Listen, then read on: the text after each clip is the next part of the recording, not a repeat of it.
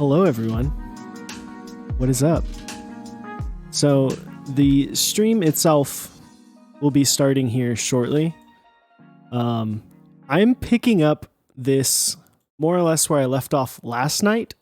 So I had a power outage, and I left before the typing test happened, so I want everyone to hear this board. So let's go ahead and do that. Let me get my mic set up real quick.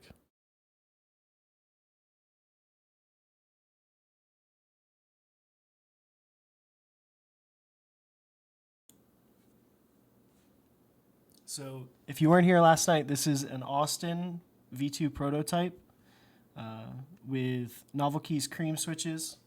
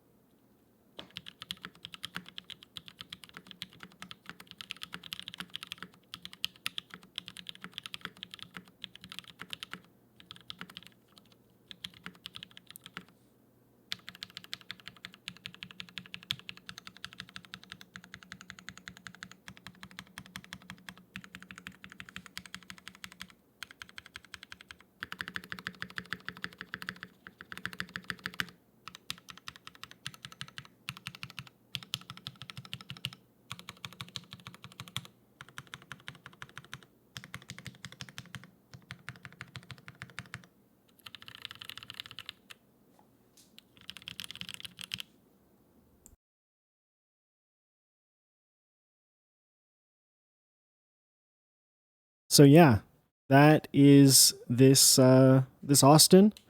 I'm gonna head back to the starting soon screen, and we'll be on shortly with Lbaron and Voxkey from Smith+Rune, and I'll see y'all in just a little bit.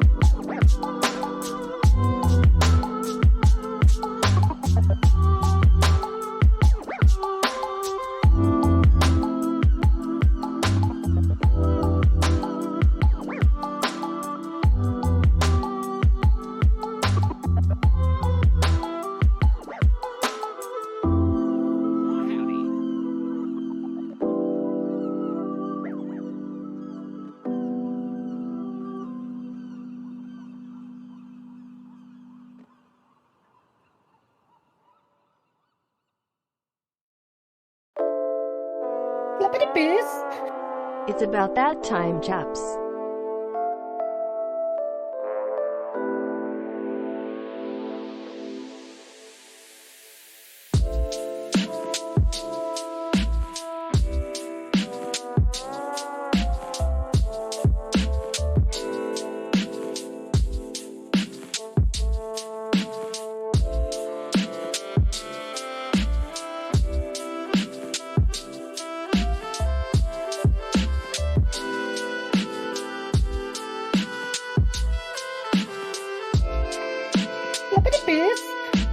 Slap in the bass.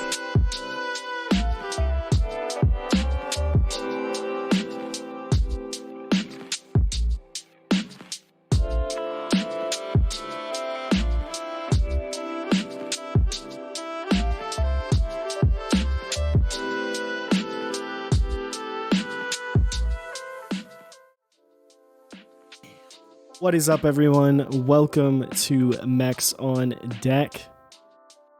Tonight we have a couple special guests with us, Lbaron and Voxkey from Smith+Rune. How y'all doing?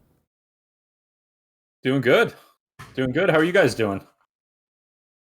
I'll be doing Good, man. I'll be doing great as long as my power stays on tonight. That was very unfortunate last night. I need to be ready. I need to be ready to switch over. That was kind of funny because I was like, I don't know what to do. I was like, maybe I should just hop on and be like, hey, sorry, this is what we're gonna do. Here's a quick plug for what's happening tomorrow. Yeah, Way to So- improvise. yeah, it was very Yeah. unfortunate. Improvise, adapt, overcome, right? Bear Grylls. Didn't he get like caught faking his show? Oh, very Was that much him? so. Yeah, that was him. Yeah, he Yeah. would like go stay in a hotel or something, I think, like overnight, as opposed to sleeping in the wilderness.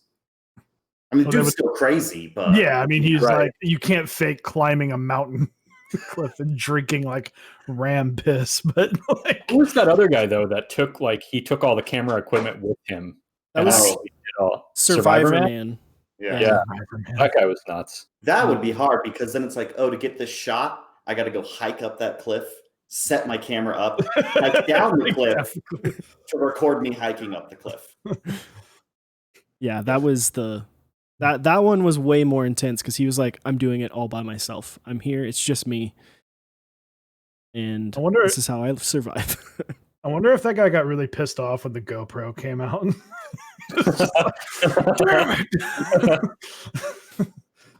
The device he's been searching for his entire life. Searching in the wilderness. But no, guys, if you have not heard of Smith+Rune, you've probably seen, one, we've had both of them separately on stream, but it is a special week as the first couple production runs of the Iron 165 are making its way out to people, as well as a very exciting new piece of artwork, I'd call it, with the Iron 180. So if you guys have not checked it out, here is the interest check for the Iron 180. And if you are also curious, or maybe you don't remember the Iron 165, those are the interest check pages for them. First off, congratulations on the Iron 165. And I know it's not 100% done, but appears to be rounding that last corner. Yeah, thanks. A lot of the vendors are starting to get their shipments in, and everything's kind of traveling at the moment for the rest of it. So we're almost there, about to cross that finish line. Yep. From what we're told, QC is going pretty well. So Yeah. Very nice. Awesome. Very Very nice. excited. So, as time has passed, maybe not as much for the Greek god himself, Mr. Lbaron, but it's been a few months since we've had Vox on. So we're gonna ask both of y'all your top 4 favorite switches. Ooh. I mean, times change, but probably not that much. So I can say Zykos, Holy Pandas, or Holy Jesus. I get my blueberries in on Friday, so we'll see. Jury's out We'll on those. we'll talk about blueberries at the end of the Fast Four. And then probably like Zelios V1s or maybe Aristotle's. Yeah, for me, this is kind of solidified at this point. Zykos 100%, all the way. Pacos or Halo stem and the cream. inside of cream housing would be number 2. Holy Pandas number 3. Jesus, Probably Pandas. just another housing with Halo stems in it. Probably just Zelios V2 with Halo stems in it would be my number 4. Essentially, just put Halo stems in everything, and you get awesome switches. They made a good stem. Yeah, the Halo stem is just so unique. Like, yeah, just the shorter throw makes it so much better. It's so loud. It sounds so good. So thocky. So thocky. Next up will be your top 4 favorite key sets. See, I can see this one changing pretty quickly because all it takes Yeah. is one set to come out the I throw. don't remember what I said last time. Right. If Brez, if you're in chat, can you post Okay. that link? Well, without a doubt, number 1 is going to be probably SA camping still. It's probably just always going to be up there. After that, I'd probably say SA Godspeed, just based on looks. I'd like typing on a cherry profile more than an SA profile, but I think those two probably take the cake for me. And then I've been typing with Kuroshiro. And let's see. Last good one, probably Carbon round 2 GMK with that row 0, row 5. Very nice. For me, I think I don't remember what I said last time, but I can't imagine it changing that much. Minimal monochrome. Stormtrooper, black on white. It's probably, I would say Mizu Cafe. You can't do Cafe because it hasn't come out yet.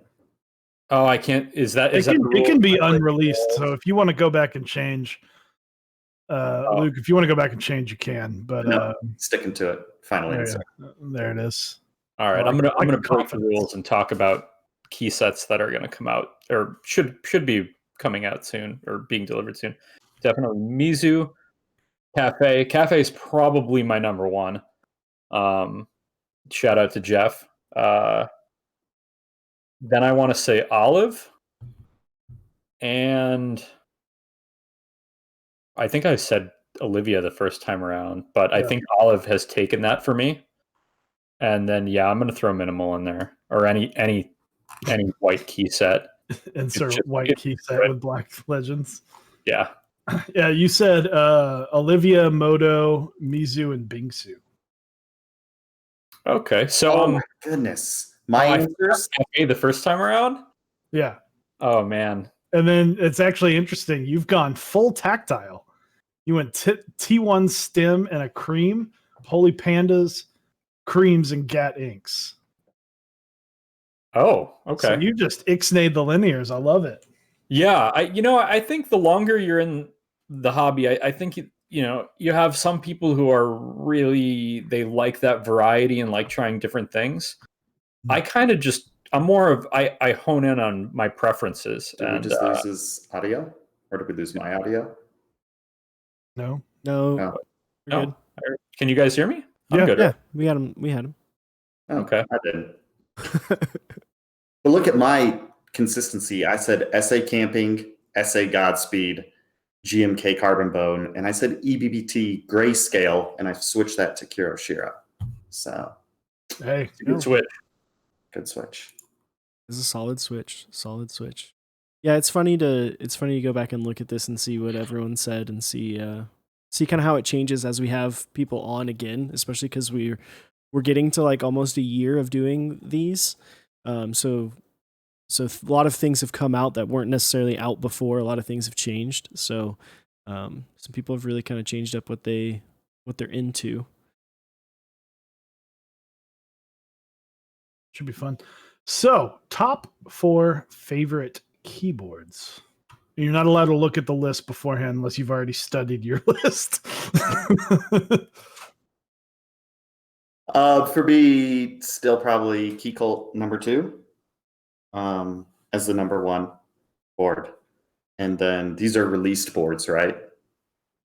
I can't say yeah, I mean, Forged Carbon 65. I would say maybe not as released, but at least tried.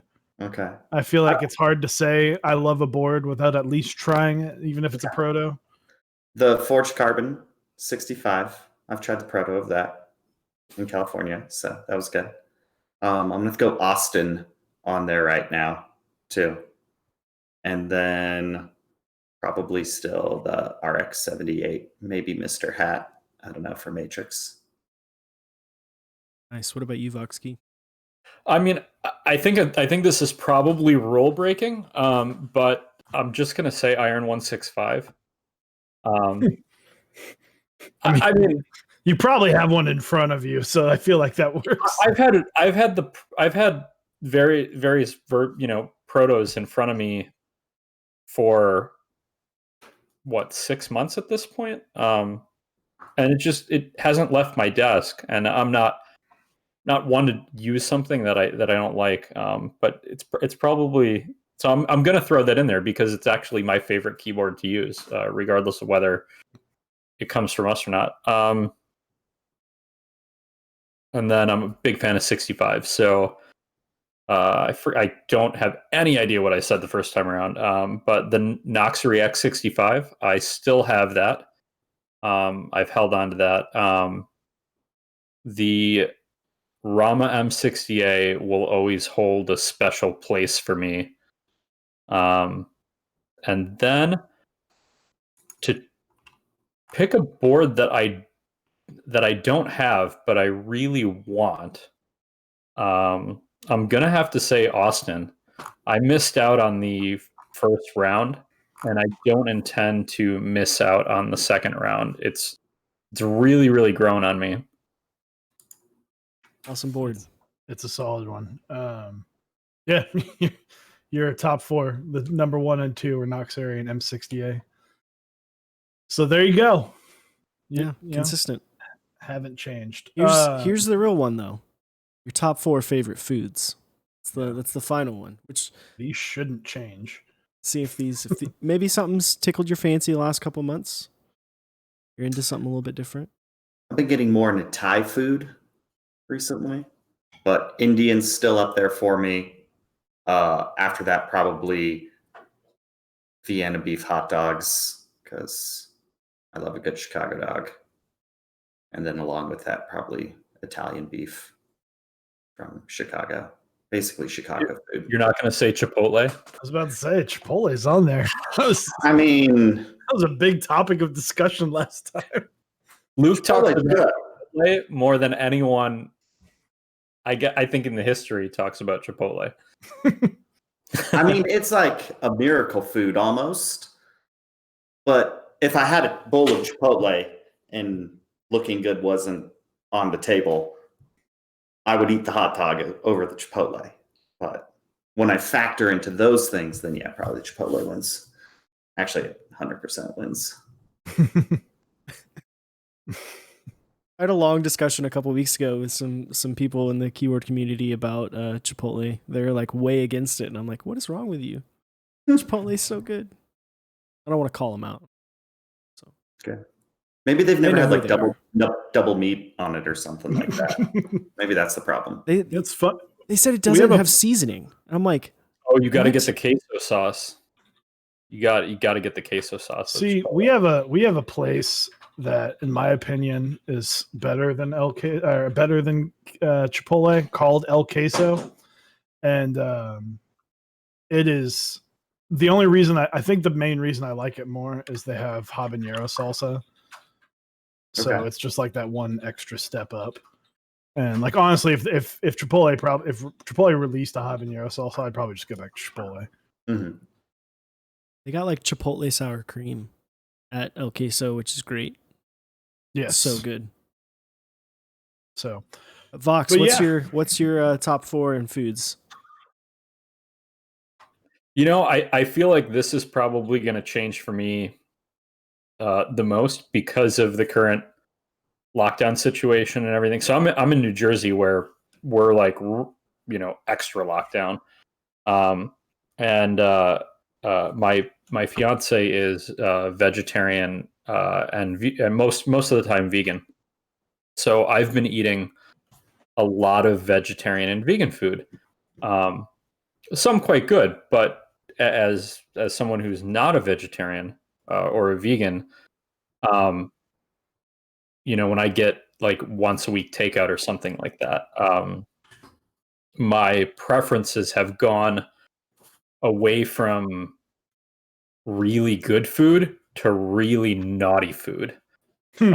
So my favorites right now have definitely changed. Number 1 by far is going to be Shake Shack.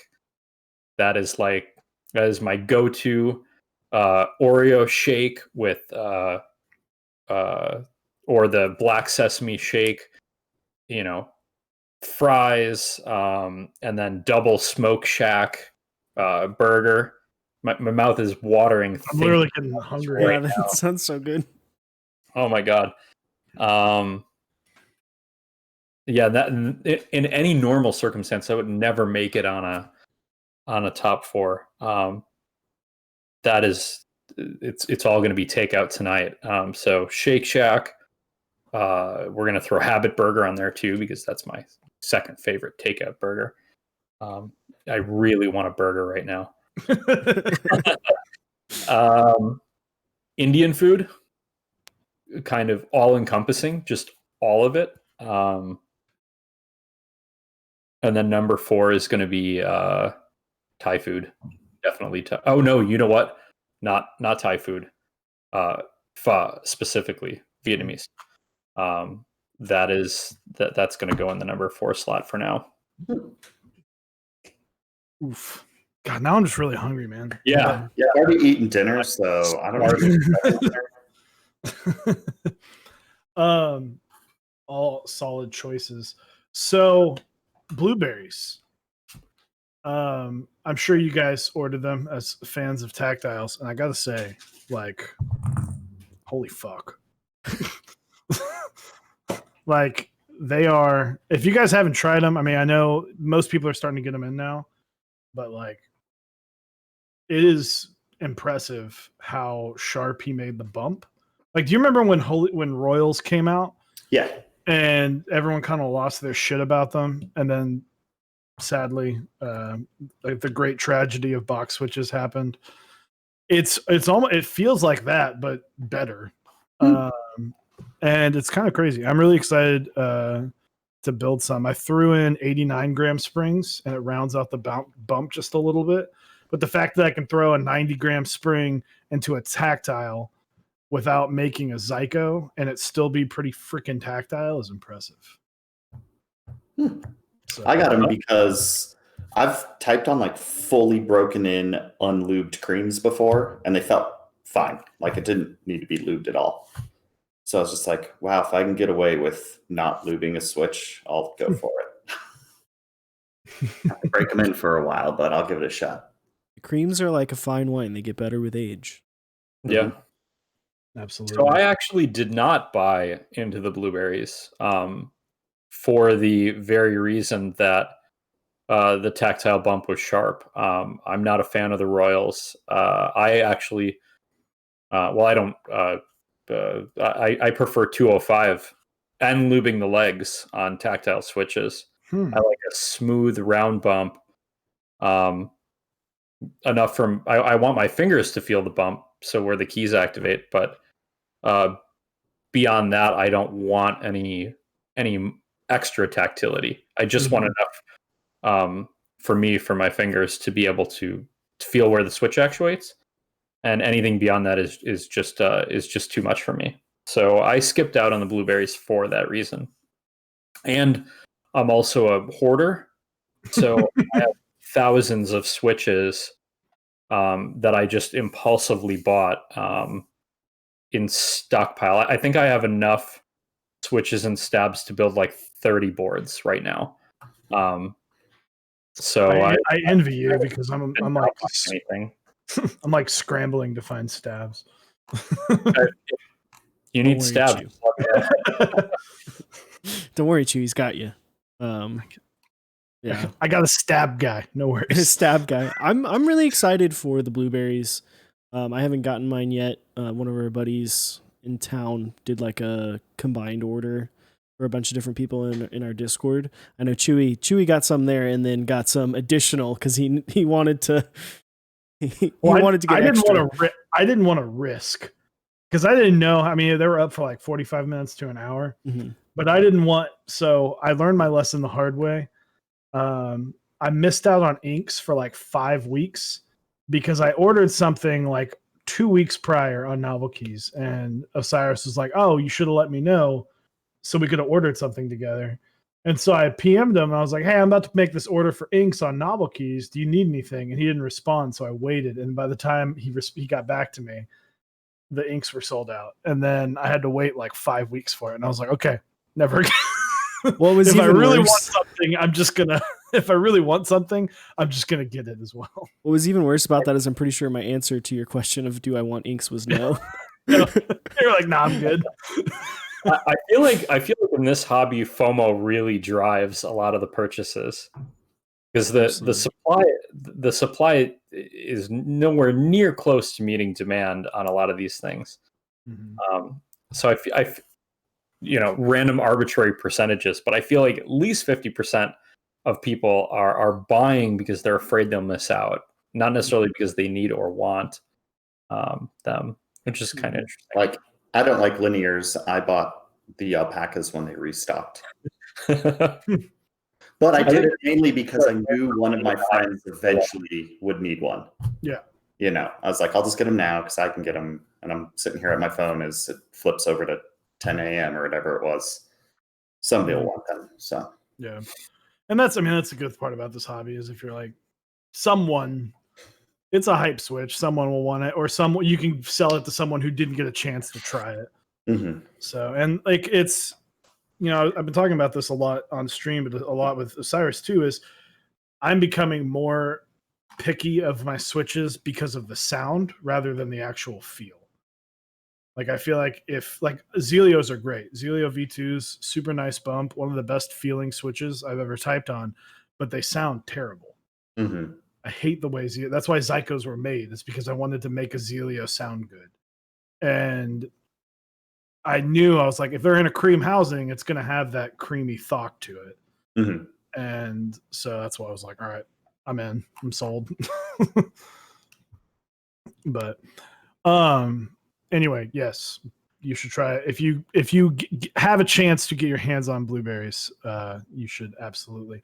But anyway, Iron 165. So how has that been going, and how close are we to getting our boards?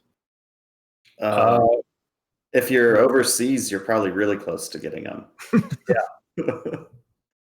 So both my keyboard.eu and Lewis have received their shipments of them and are going through QC right now. As far as I know, last time, Cannon Keys shipments still in transit. Very nice. Very nice. So obviously, quarantine kind of slowed things down a smidge. I don't remember the original target date. It was March. Late March. I mean, Yeah. and I think most people were probably very understanding that the world shutting down slowed that down. But everybody's been wonderful. We've been getting a ton of positive feedback and support, and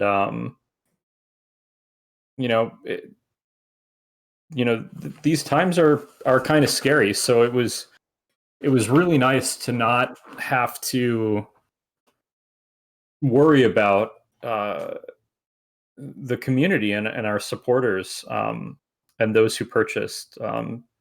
So it's been rather than it becoming a point of stress.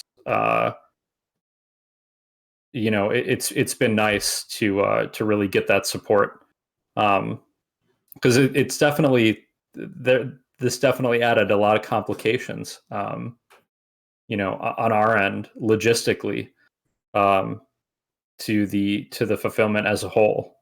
So it was really nice to get that support to keep going, and keep it strong and keep it as smooth as possible given the unfortunate circumstances. Mm-hmm.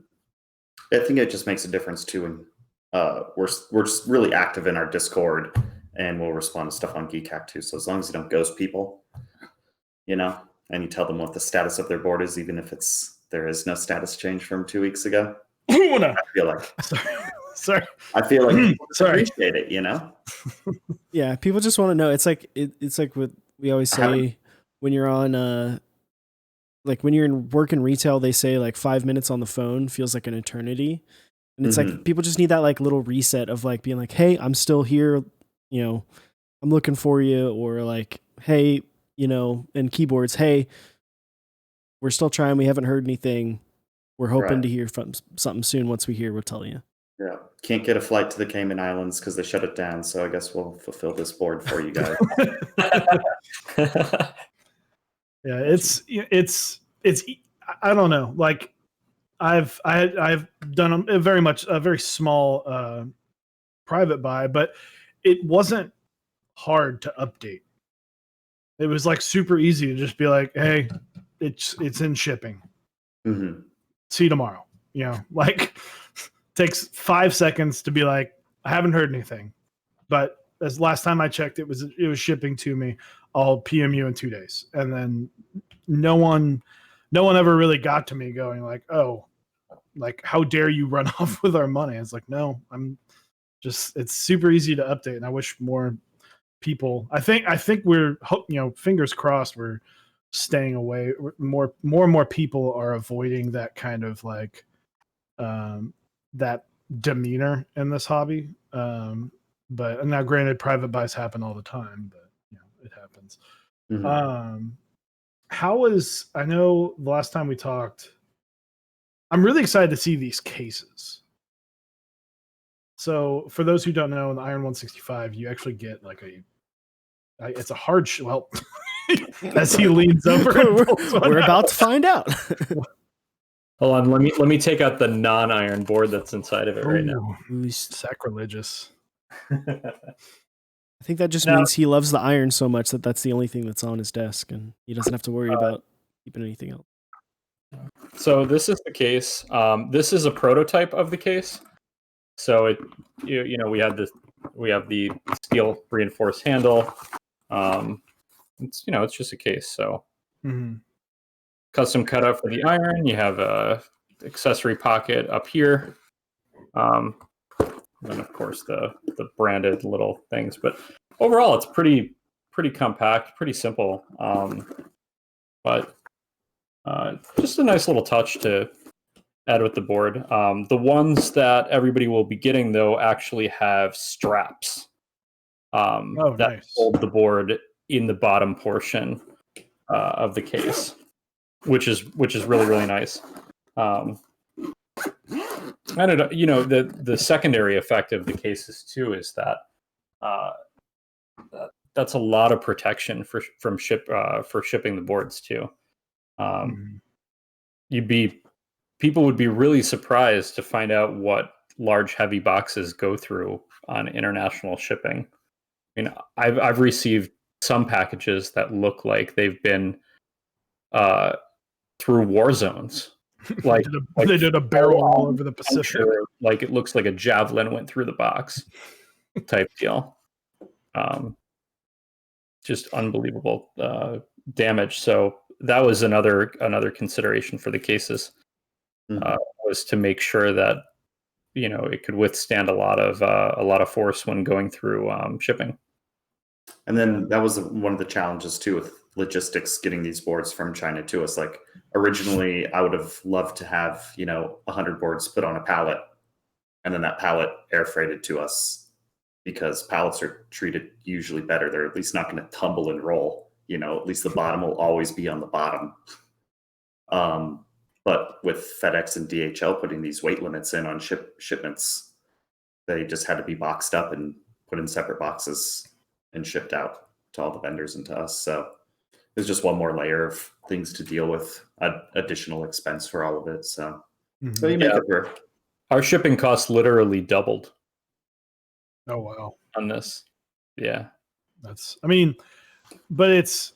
think a lot of people miss out on the fact that getting a case is like it adds that level of knowing, like, not only do I know it's going to come to me safe, but now I have a place to put it whenever I'm not using it. And now it's not going to just sit like off to the side. I can put this, throw it in my backpack, or throw it in the closet. And although, I mean, who would put an Iron 165 in the closet, right?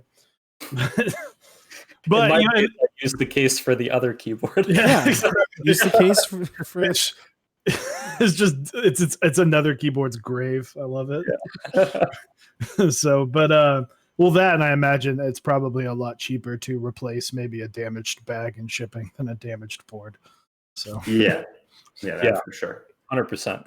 Well, it's like I got all these custom packages, so it's like my Volcano 660 came in a nice box and everything, and that box is actually in a storage unit in the basement of the condo that I live, versus if it came in like a zipper case or something like that, it would be in my closet with all my other boards, just sitting there inside of its case. Yeah, I mean, the case is one of those things that you don't necessarily understand, that you like almost need it until you have one. Like until you get accustomed to carrying a board around in, like, whether it's case like y'all have, or like a TX bag. I know a lot of people have purchased those. It's like once you get one of those, you're like, I've been missing out on however many boards you've had, how long you've been in the community. You're like, I've been missing out. I need these. But one thing that I don't know if I don't think we've ever touched on this on the channel, and I'm just thinking about it now. With you having the or with the boards done by the overseas vendors, them doing QC, what is that process like? Is there like a list that you send them of things to look out for, things to make sure they check, or is it something where you're just kind of like, hey, make sure they're good and send them on their way? I mean, in the beginning, when we started all this, and chose which vendors to work with, that was one of the things that we did go over. What things to look for, things like that. But the reality is on to that end, we're kind of the newcomers. So it wasn't like we had to spend a whole lot of time talking about our expectations for QC, or going into specifics on what would pass and what would not, because all the people we're working with vendor wise have been in the community for a relatively long time and know what to look for in that regard. So given that we chose to pursue this with the vendors that we went with, we have no worries that in the QC department we expect irons that get sent out for as orders out of I Love Mechanical Keyboards and my keyboard and Canon keys, and the ones from ourselves, we expect the same essentially the same quality standards across the board. And I was originally going to fly out to Philadelphia, meet with Fox, then we were going to drive up to Canon Keys to do QC ourselves in person too, with Andrew from Canon Keys. But just due to the situation that we're in, I don't see any reason to delay shipping boards, so I can selfishly QC them versus just, let's get them into people's hands. It's kind of like with the whole shipping thing. Yeah, we probably could have gone like ocean freight or something to get them on a container. But I want them in people's hands because I want to launch the Iron 180. Yeah. Yeah. Always looking to the next thing. Well, let's go. I mean, one of the things that we were really that Luke and I, we talked a lot about this, when to go with 180, and being that 165 was our first group buy, we didn't want to make any moves or do anything beyond the IC until we fulfilled. I feel like for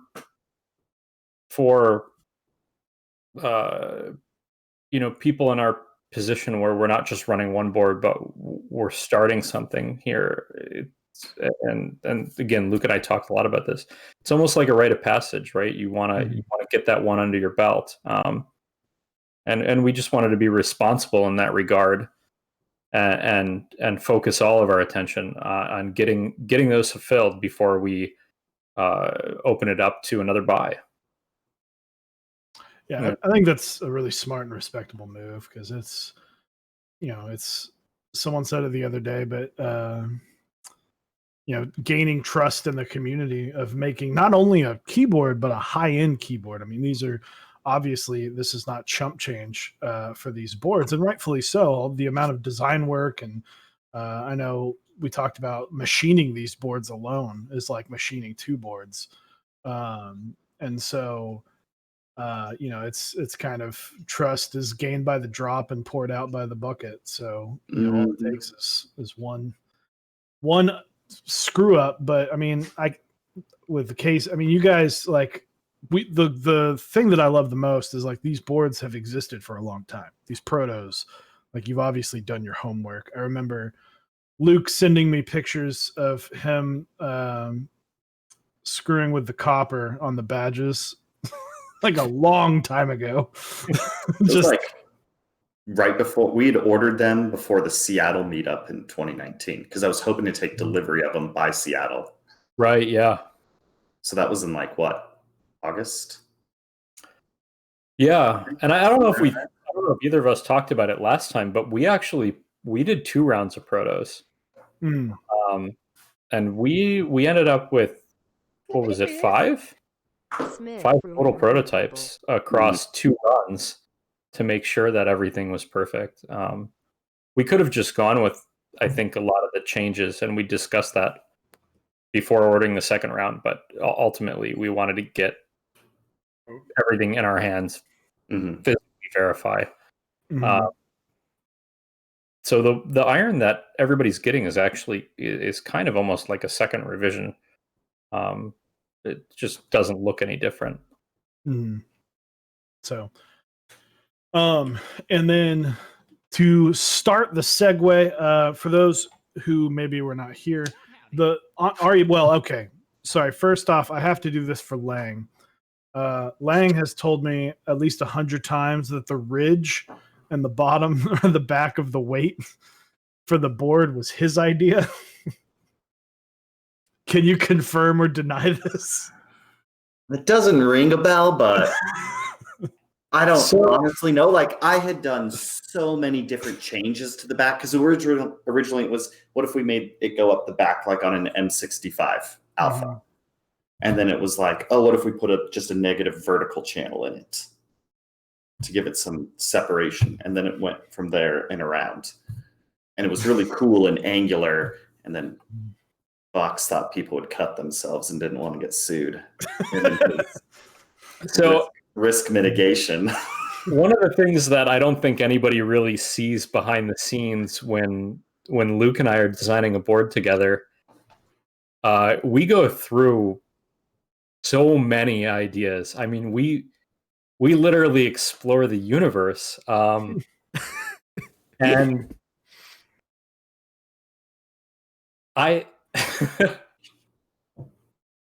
Luke wants to kill me, I think, half the time. But because we keep going back and we keep going back and redoing and changing. But I think that's good because, what ended up coming out here, I think we're so happy with it. That all of those, maybe 50 or 100 different designs when you count all the little aspects that were changed and things like that. You spend enough time on something and give it enough real thought, you come up with something that you're really happy with.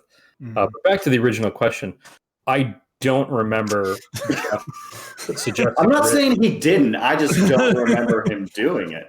I am almost 100% positive that was actually Luke's idea, to add in the 3 millimeters of negative space offset on the ridge on the back. But okay. So Jeff is Lang is in chat. Jeff, he said that he's just being a bitch, and that it was Luke, in fact. I talk to Lang probably at least, if not every day, every other day, and we've talked about the Iron 165 a good bunch. But I love that you've now created like it's your thing now, right? That's that back plate. Well, I know it's not anything like super duper crazy, but it's your thing. You can immediately look at the back and go, oh, that's an iron. And I know you guys have planned on doing obviously with the Iron 180 coming out, and then we'll probably start to see even more layouts, keeping that same design language across all the boards. To me is really, it's huge. Yeah, it's kind of like when you see the key cult number 1, 160, 165, the number 1, they're pretty much all that same basic language. So the next series of boards, whatever we come out with, will probably look a lot different. Right, yeah. We wanted to keep continuity between the layouts. That's why the Iron is kind of interesting, because the Iron 165, not everybody's into 65%. So I would say the number one question we got was, when are you doing a TKL? If this was a TKL, this would be the board for me. So that kind of pushed us into, right into the TKL as the next logical layout to do, and we definitely went back and forth with, can we really release basically the Iron 165 in a different layout? And we did. There are some changes that are non-aesthetic inside the board and whatnot that kind of further evolved the Iron line. But it was definitely consideration. Like, can we basically release the same board with more keys?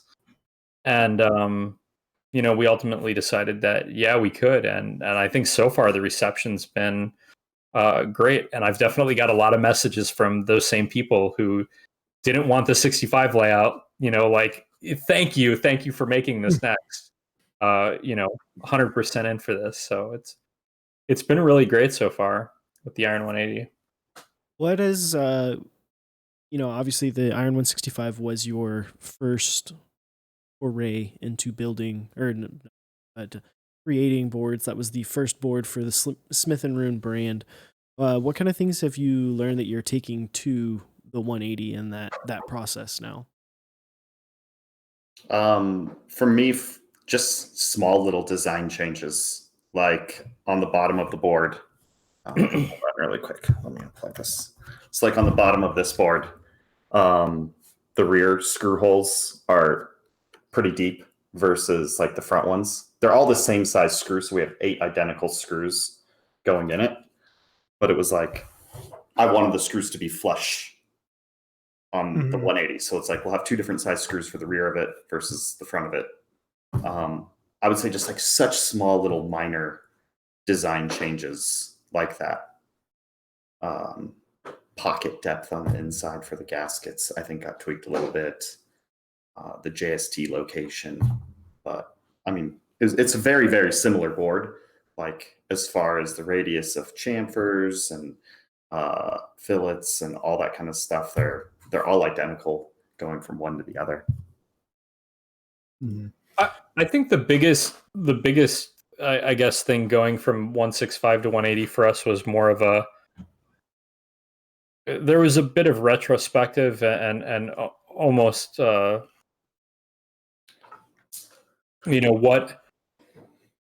what can we do? Not obviously going, making another iron. It wasn't how far can we push the envelope to make a new board, a new design, because that's not what this is, right? This is an extension in the same series.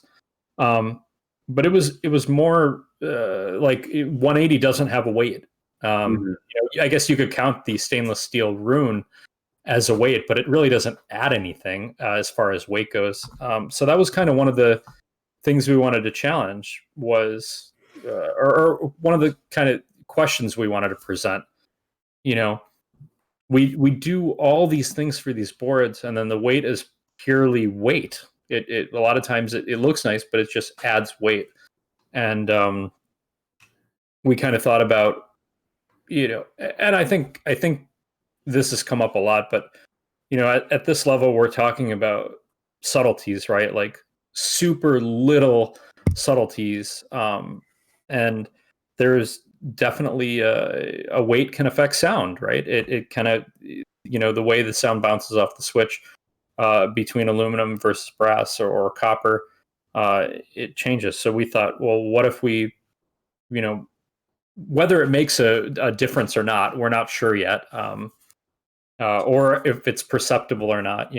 Full disclosure, it may not be a perceptible thing at all. It may not make a difference to anyone, but we wanted to kind of challenge that idea of whether a weight's necessary, whether having a consistent bottom that is one material all the way across, whether it be aluminum or brass, in the case of the 180, is a weight really necessary? Will there be people that won't get it because it doesn't have that traditional weight? And I'm hoping that's not the case, because TKL is a big board, right? It's going to weigh quite a bit on its own anyway. But it was kind of like a lot of those type of questions definitely came up. Some more, I guess, more philosophical than anything. We kind of knew from having the prototypes for a long time other little quality of life changes we wanted to make that, like Luke mentioned, across the way. So, all that stuff is there in the 180. Little things we saw. But I would say the biggest design change difference is probably the lack of a giant weight like we had in the 165. Yeah, and another good reason for that too is, I want to make sure this board doesn't cost an arm and a leg. Right. If we don't put a big weight into it, that's less machining of the bottom piece because they're not going to have to cut out a hole for it, and then that's less machining by buying another big brass piece that they're going to have to cut to go into that piece. So to us, it was like, why don't we just make a solid aluminum bottom and a solid brass bottom if you want something heavy? Right. I think that also opened us up to do that cool stainless steel rune as well. So it's like, what can we do for that? And then also thinking forward to kind of if we wanted to do like a PC board or something in the future, how can we kind of keep this design language going through? Because the PC prototype that I have right now, again, if you guys look, like this can flex pretty good because it's just so thin right here because we made the board such a low profile that, I wanted structural rigidity across the whole bottom of the case. So I don't want a big giant cutout out of a PC board and have it be able to flex and stuff. So just little considerations like that. Yeah. I like the idea of potentially, now I love a heavy board, but I like the idea of potentially moving away from that and going, well, why don't we focus on making a good board and a good feeling board and sounding board, and also not cost you, $300 extra. Why don't we not make an $800 keyboard? Why don't we make a really, really high-end $400 keyboard? And yeah, it doesn't break your desk in half if you accidentally drop it on your desk, but I think the estimates for the 180 all aluminum are right around the same weight as the 165 SE. A little bit heavier. A little bit, yeah. It was like 4.25 pounds, like just the case with plate. So by the time you put a PCB, screws, gaskets, right, switches, keycaps, you're probably looking at what, a little over 5 pound board. Those heavy gaskets get you, man. Right. So much weight right there in those gaskets. That quality gasket. That being said, the brass bottom version of it is like 10.01 pounds or something like that. So you'll probably be over 11 when that's built. And I was like thinking about it. I was like, man, how is like a Kepler? Because it has a brass bottom too, but it's like super machined out and everything. It's like 13 or 14 pounds, I think. So it's even heavier. And I think it's just because ours is so low profile, or like right at that 17 millimeter front height that if you added an extra 2-3 millimeters of brass across the whole thing, that's probably going to weigh a couple pounds. Yeah. 159's in chat. Don't remind me. Don't remind me. And I'm sure that case that it comes with, super nice case. That case probably weighs 5 pounds too. Yeah, I know. Oh, right. It's probably getting buff just moving them around. So for those who don't know, one of the biggest draws to the Iron series is the plate.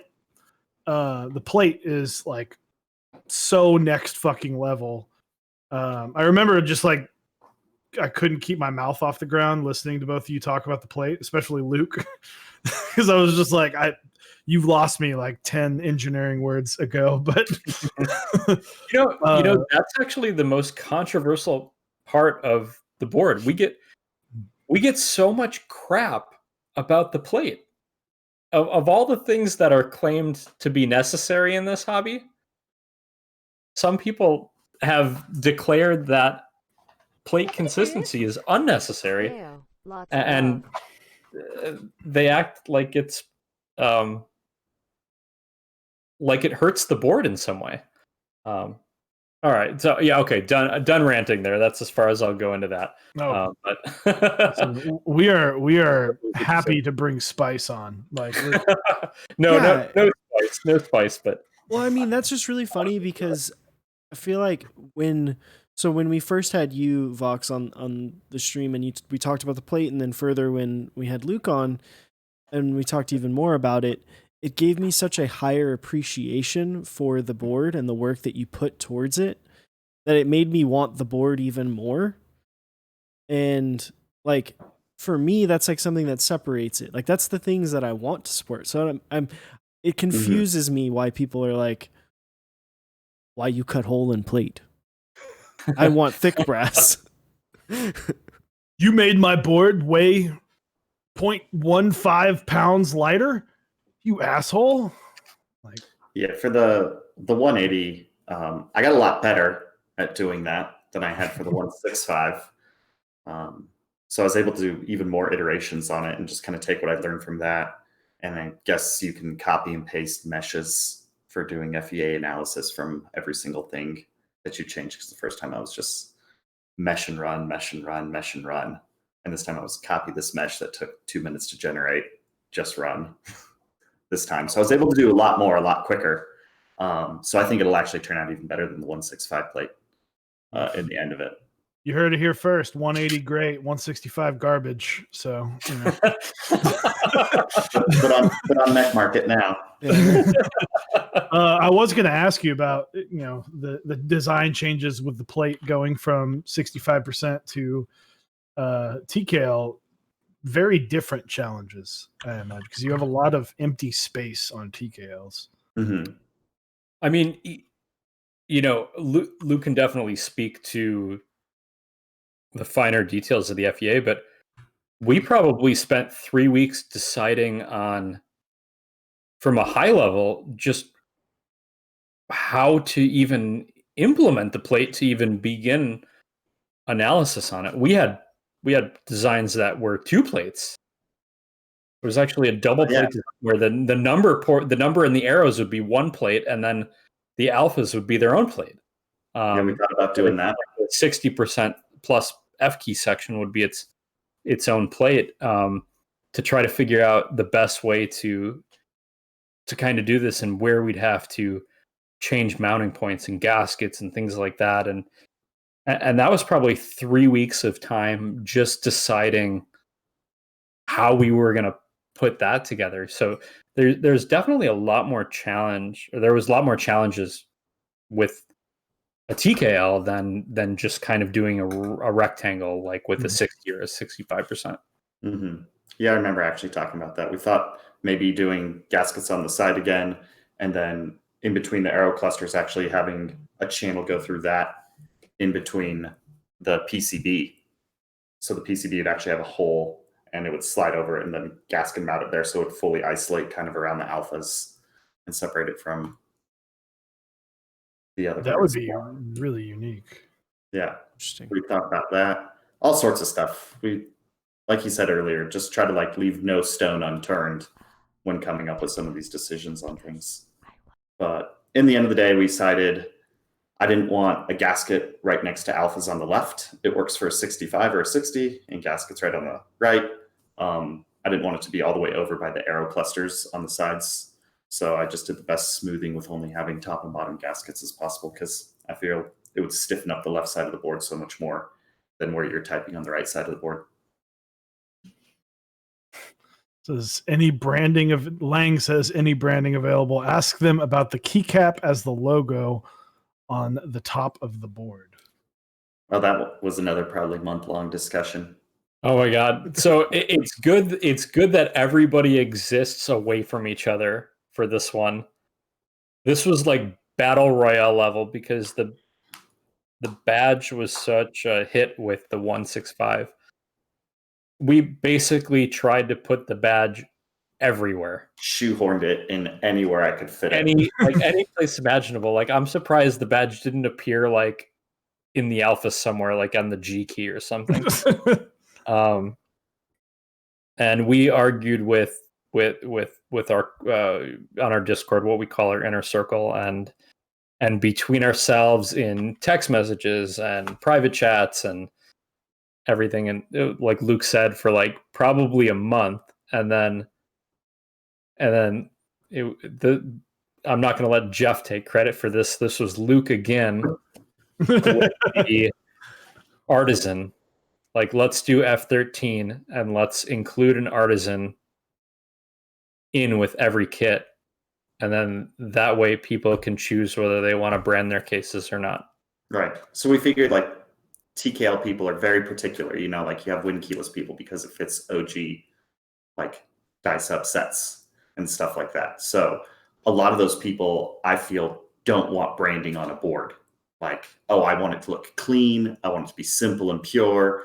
But then a lot of people want some sort of logo or branding on the board. And then it comes down to Cap Compatibility too. So we're like, since we have an F13 key, which a lot of keycaps don't support, I was like, if we use an artisan that's just either anodized or E-coded to match the top of the case, it could blend right in. Like you probably really aren't going to notice it too much. It's not going to be eye-catching if you're using a non-F13 kit. Or if you want to remove it because you don't like branding at all on the top, just take the key off, put something else there from your kit. Or if you have an F13 kit, you can choose whether to use it or not. So we just wanted to give that flexibility of you can have a logo on the board or not, and you can use existing keycap sets or new keycap sets that include F13.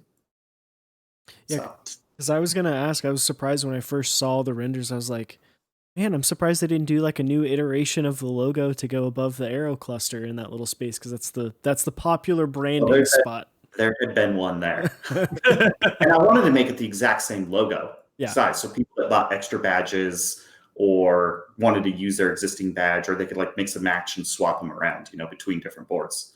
So, but no, it ultimately just didn't work, even though Matrix makes it work pretty good on their AbleX series. You know, I would have loved to see the maybe I'll hit you guys up for the render to of get it. to get win keyless blockers where both of them are the logo. Ooh, that would have been interesting.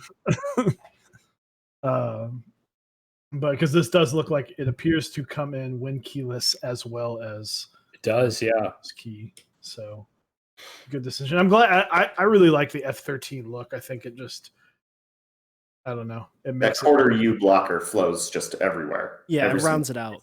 Exact same. So it looks there's a symmetry to a very non-symmetrical, traditionally a non-symmetrical layout. I guess there's no symmetry anyway, but you guys know what I mean. At least everything's kept like the same. So it's like quarter U blockers all around, and then it's a 9mm outer edge, so about a half U. It's just even. It's just even. Exactly. It's aesthetically pleasing. Because that has been my biggest gripe with certain boards is the F row. It's like either do it to where everything is even and do the F13, or do standard and do the 1U spacing and then even.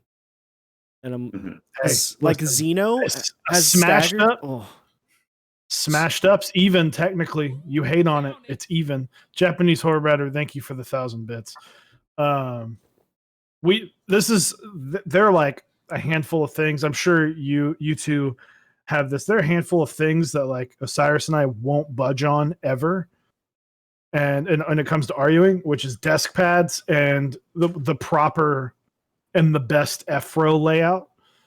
This is like dozens of hours of arguments of just neither person, because my favorite F row layout honestly is just 75% like the Senga, just flat straight across. Like no separation from just smush them all together. That's probably my least favorite. Same. Least favorite. And while I do like the F13 layout, I think that's a fantastic one. Because honestly, a board that I would love that we actually talked about Monday. I forgot what it was called. The one that had like the 6 head on it, but it's basically a TKL, but they chopped off the arrow and nav cluster. So it's got the F13 row above a 60%. Okay. I remember what it's called. Bad hit. Fathead or That something. that sounds like your dream board, Chewy. Yes, it is. Because who cares about arrow keys, right? I'm on the wrong show for this, but no, it's we've talked about like one of my favorite boards I've ever seen is actually Luke's Singa, which I don't even know if you have anymore. I know you sold the Boneyard kit. Oh no, I kept the Boneyard Oh, kit. kept the Boneyard kit. Okay, Kept, so you kept sold Boneyard, sold the board. Yeah. So, but the Singa with Boneyard, that's still like one of my all-time favorite boards. That full scope, just a It deep just- dish. It was just such a solid board. Literally, like that table. It was funny because for those who know, Luke was at NorCal, and we got a chance to meet the Iron Man himself. And two things happened that day. My eyes were opened, and like a Grail board became a thing. I think it was your Think 6.5 and Polycarb that had Holy Pandas in it. Mm-hmm. And I was like, this is the best. This is one of the best sounding boards I've ever heard in my entire life. And then the Singa, I was like, okay, like in love. And so I was like, all right, well, time to go find a Polycarb Singa because I love this layout and I love the way that sounds with a Holy Panda and Polycarb. So thank you for changing my life, right? Perfect. Never meet your heroes, guys. I'll criticize what you get at Chipotle. Listen, you do you. Right? If only. So, but I know that you guys like. Obviously, this board is going. Are we? What kind of numbers are we looking at? Like order wise, do we have that? Do you have that down yet, or is that something you don't have to answer this if you don't want to? But are you looking to go bigger, or pretty much stay the same in terms of volume? I don't know if we want to say exactly what we're looking at because we haven't had conversations yet. Yeah, at least what the 165 was, though. Okay. Yeah, at least. Right. Yeah. So with that, I know there was a big deal about the colors for the 165. Have you thought about the colors for this? I know in the renders there's a couple different colors. Are you going to offer more for this, or is it still going to be just the 3 or 4 different color options like what you had with 65 share?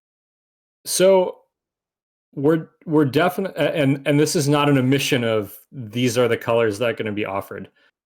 We are going to proto grain. We are going to proto the grain board. Hell yeah.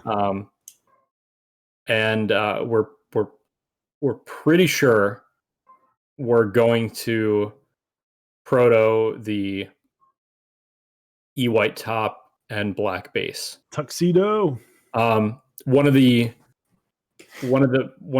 biggest requests we got with 165 was that Stormtrooper look, that white top, black base. So, having that in the mix. But one of the things that is hard about colors, especially with a board like this, where you have win keyless and win key tops, is that everything is doubled. All your SKUs are doubled. So when you have these high QC standards and the possibility of B stocks and things like that, the more options you add, the more extra you have to buy. And I know to people out there, they're like, yes, more extras. That sounds amazing. More chances to get the board. But on our end, that means accounting for larger variabilities, within the orders. So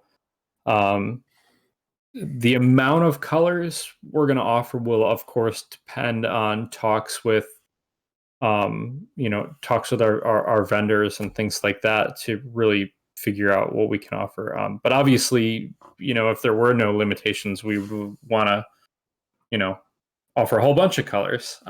If there wasn't any, trying to keep it reasonable. Right, exactly.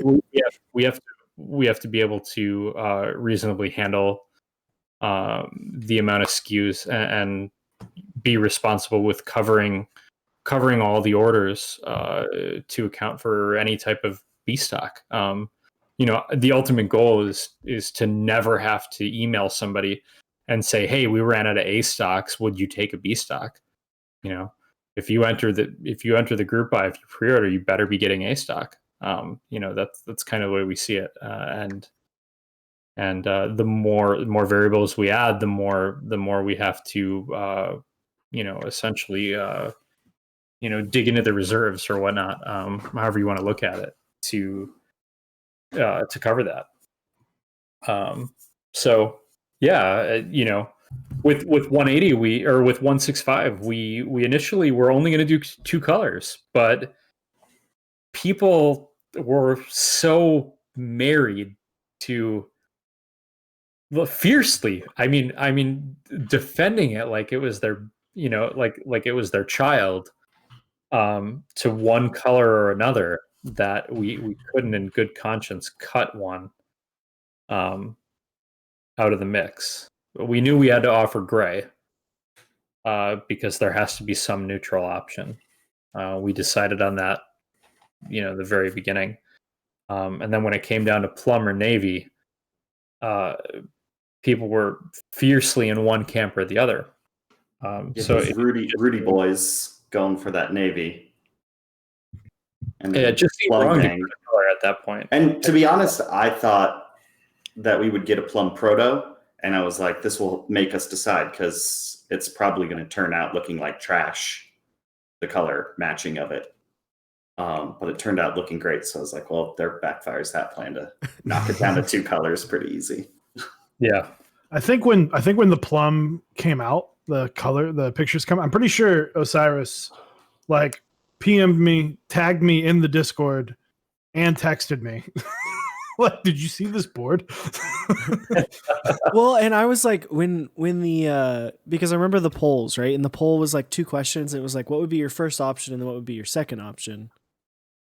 And it was like, it was kind of close for the first option for plum, but then it was like really, really high for plum on the second option. And I was like, I feel like plum would do really well. I feel like they should just run it. They should just do plum as well. And then I was really excited when y'all decided to do it, because it is a beautiful color and it's kind of unique. And I like the aspect of having that like kind of off, like not awkward, but like different color in the runs. I think that's a cool touch. I think, anodizing is always really tough. The plum color was inspired by a guitar actually made out of purple heartwood. That was the inspiration picture behind it. And obviously, anodizing always going to have that metallic tint to it.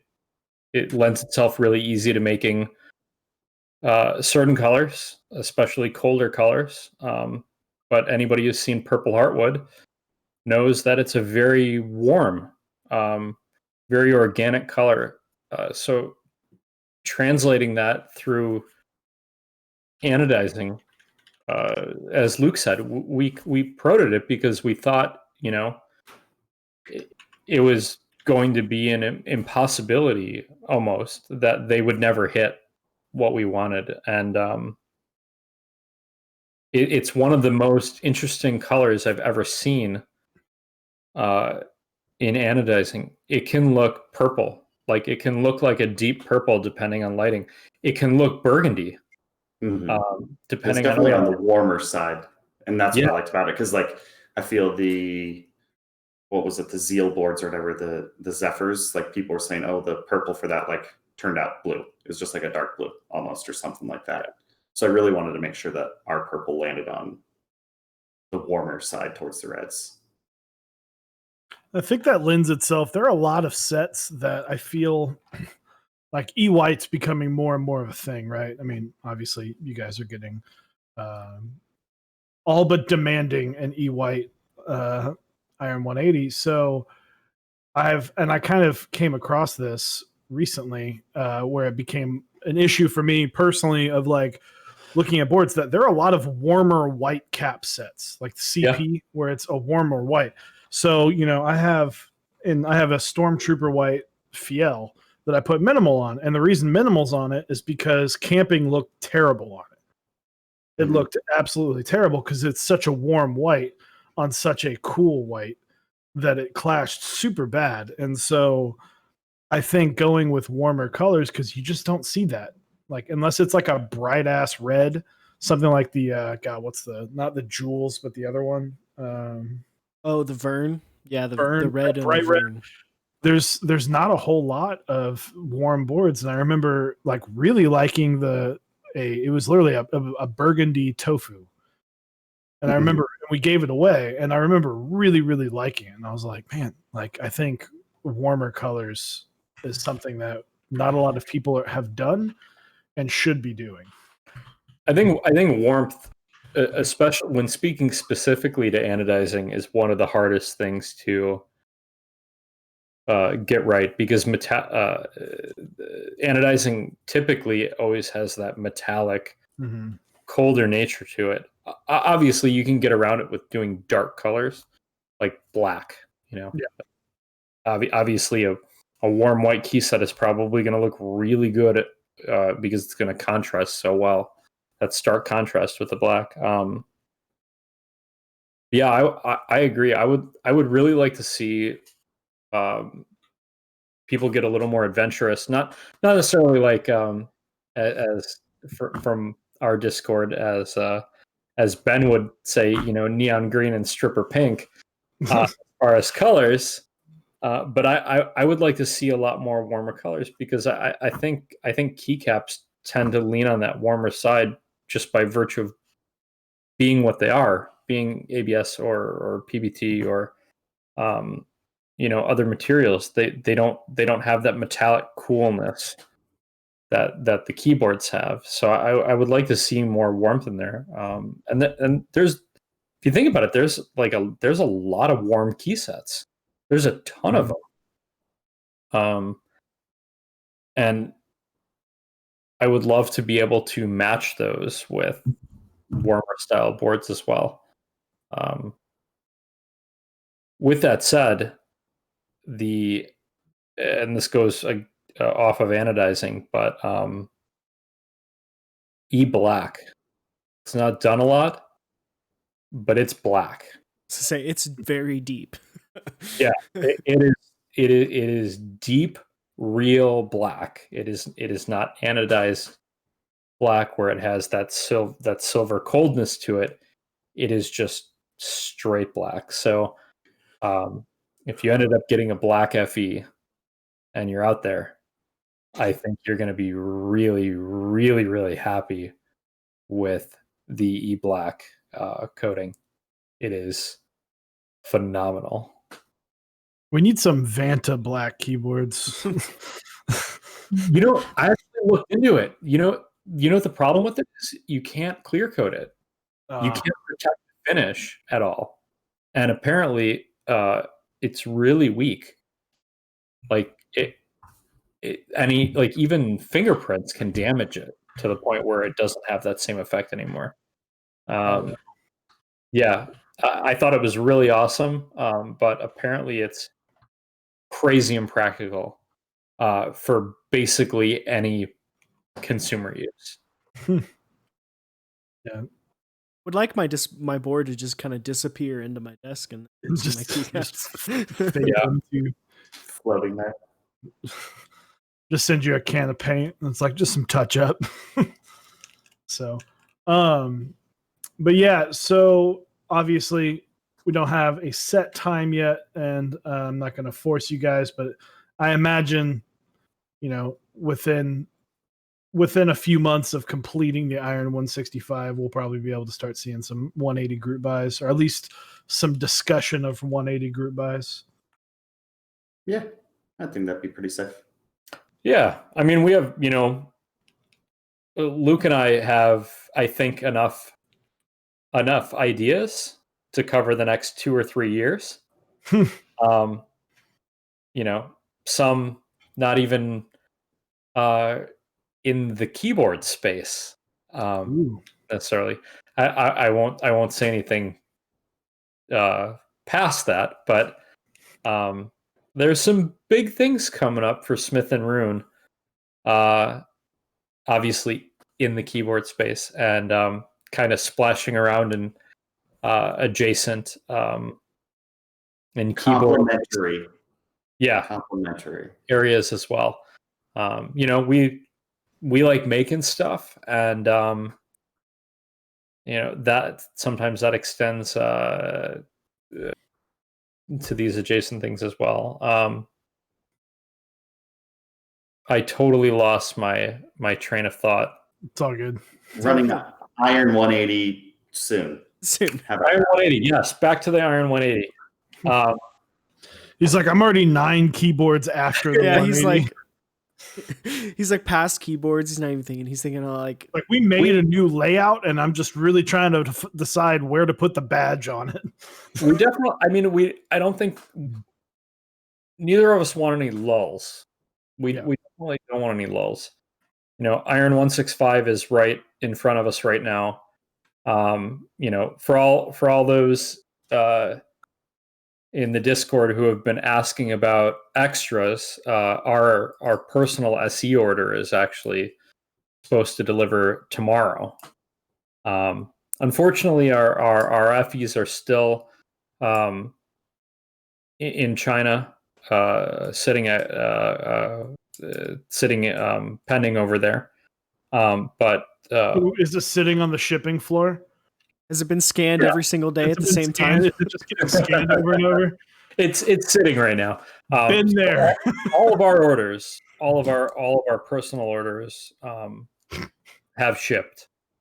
So hopefully we'll be getting those soon, and hopefully we'll be getting our SEs tomorrow morning. For extras. Now, obviously, we'll have more information later on about when they go up and things like that. But things are moving. Things are moving, and I think once that's all done, we're gonna jump right into Iron 180 and get it going. A lot of people have been waiting quite a while for it since the IC came out.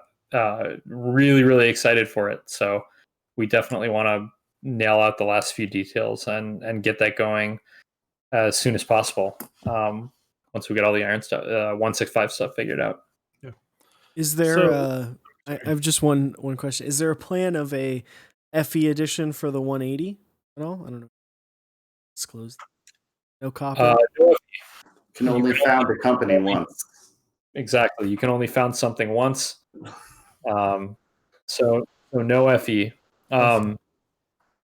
There are plans to do other cool things later on down the road, but I don't think we're ready to necessarily go into more detail on that yet. But let's make some hard statements right now. Yeah, right. So we can hold it to you later.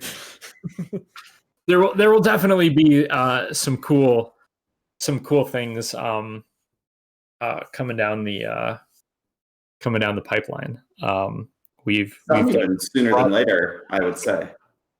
What's that, Luke? I said some even sooner than later, I would say. Yes. Yeah. We have some cool stuff coming up. Yeah. Definitely. It's exciting. So it's safe to say that Smith+Rune is here to stay. You're not a one and done. You're here. No. You're here for a while. No. I need to eventually buy a seaplane, and those are $1 million. So. What am I doing here if I can't buy my seaplane? Dixie got his yacht. Smith+Rune's gonna have a plane. Like, all right, cool.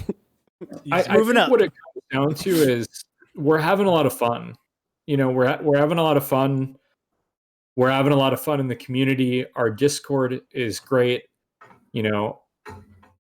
We of course, we can get on each other's nerves sometimes, especially during the design process. But at the end of the day, it's family. And we're really enjoying it. Yeah, because we haven't really. There's not a whole lot now. Well, obviously there are a lot of there are a lot of board designers that kind of work by themselves. We kind of see outside of you guys and Keycolt, it's kind of one-man armies, other than obviously people are crowdsourcing. But how is it working as a duo? And I mean, I like to think Osiris and I have a little bit of experience working as a partnership. But how is that process? And maybe who does, I know that you got to play to your strengths and weaknesses, but who kind of does what? Who's the idea guy that comes up with the idea, and that one of you's like, God damn it, I got to figure that out now. Luke is definitely the God damn it, I have to figure that out now. That's Eric, by the way. Let's be like, all right, let's do this for a scene, and be like, no. I mean, it's so much more than just me and Vox that work on it too. Like, we're taking input from Lang, from BHK, from Capsy, from Osla, from Urban, like that whole group. Everybody contributes to it. Takes a village. Vox ignores all their opinions, but I would say I do the design stuff. He's done a lot of the helping with the branding, the ICs, the write-ups, doing PCB design now, stuff like that. So ooh, PCB design. Yeah, I mean, there's a lot that goes into getting a board there, right? It's so much more than just opening up your CAD program and designing it, right? There's a lot of phases that it goes through. I mean, Luke, how long did we Iron 180 or Iron series in general? We worked on it for, I don't even remember how long it was. It was so long that I can't even recall how long it was. There's so much that goes into it, and with concept and kind of the goals you want to hit and the features that you want to have in it and things like that, and all of these things to get towards building it. And I think one of the once we decide on all that, Luke is the CAD expert in this duo, so it's Luke's. Luke has to hit all these goals. Once we actually like this thought process and design all together, and there's definitely been a lot of times where it's come back, and I've been like, nope, no, we got to have this, and he's like, I'm gonna literally fly over there and murder you. He just shows up at your door. But question, how many pounds of pressure does it take to break the human skull? Like Luke said, it's a team effort. It takes that. It takes that, the arguments and the discussions and everything that goes along with it. Really obsessing over all these little details to really come up with the end product. Like with the Iron 180, with the badge, we love the badge in the 165, and we thought about different branding. Do we do branding above the arrow keys? Do we do a badge to the right? Do we do a badge at F13? Do we make that removable and you can put a keycap there or some weird thing? And it was weeks. It was literally weeks where we fought about this. And everybody, Lang and BHK and Urban and Full and all these other people that were, in contact with every day, dropping these ideas, all of them had different opinions. Some liked the branding above the arrow keys. Some liked the badge to the right of the arrow keys. Some wanted the badge in the F13 place. Some of them didn't even want F13, and they just wanted classic TKL.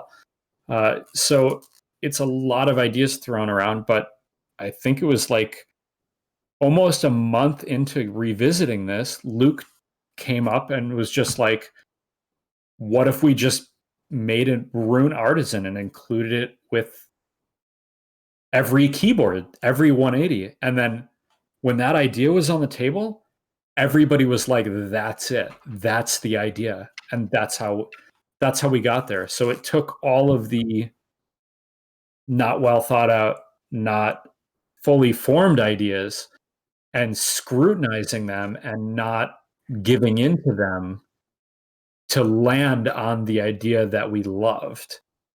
And we probably went through 50 different iterations in theory alone. And I don't even know how many preliminary renders Luke made of badges in different places. I mean, we even thought about putting badges on the back of. I mean, we were all over the place. One thing I did think about to help your USB cable situation was, what if we had multiple exits and then you'd have a badge just block off the ones that you weren't using? Oh, that would be amazing. That would have been I awesome. know I've talked to you about Vox about USB placement, because Osiris and I are very much team far left. Just lets the cable look nice and So across. So that was definitely an idea I vetoed. Not because I don't agree with you guys. It was just that we're wrong. it was no. You're absolutely right. But there was a consideration to make with consistency between the 165 and the 180, and upcoming other layouts that are going to fall under the Iron series of what it means to be an Iron. That conflicted with that a little bit, but. So what I'm hearing is that you made the mistake during the 165. We are ever going to make. We have a ton of ideas.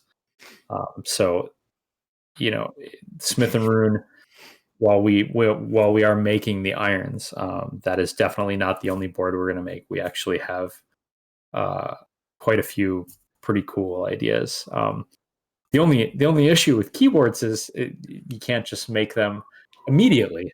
They take time to produce. So we have so many ideas, but it's like, well, now we're slotting this into like 2021 or 2022, because you can't make a new board every 2 weeks.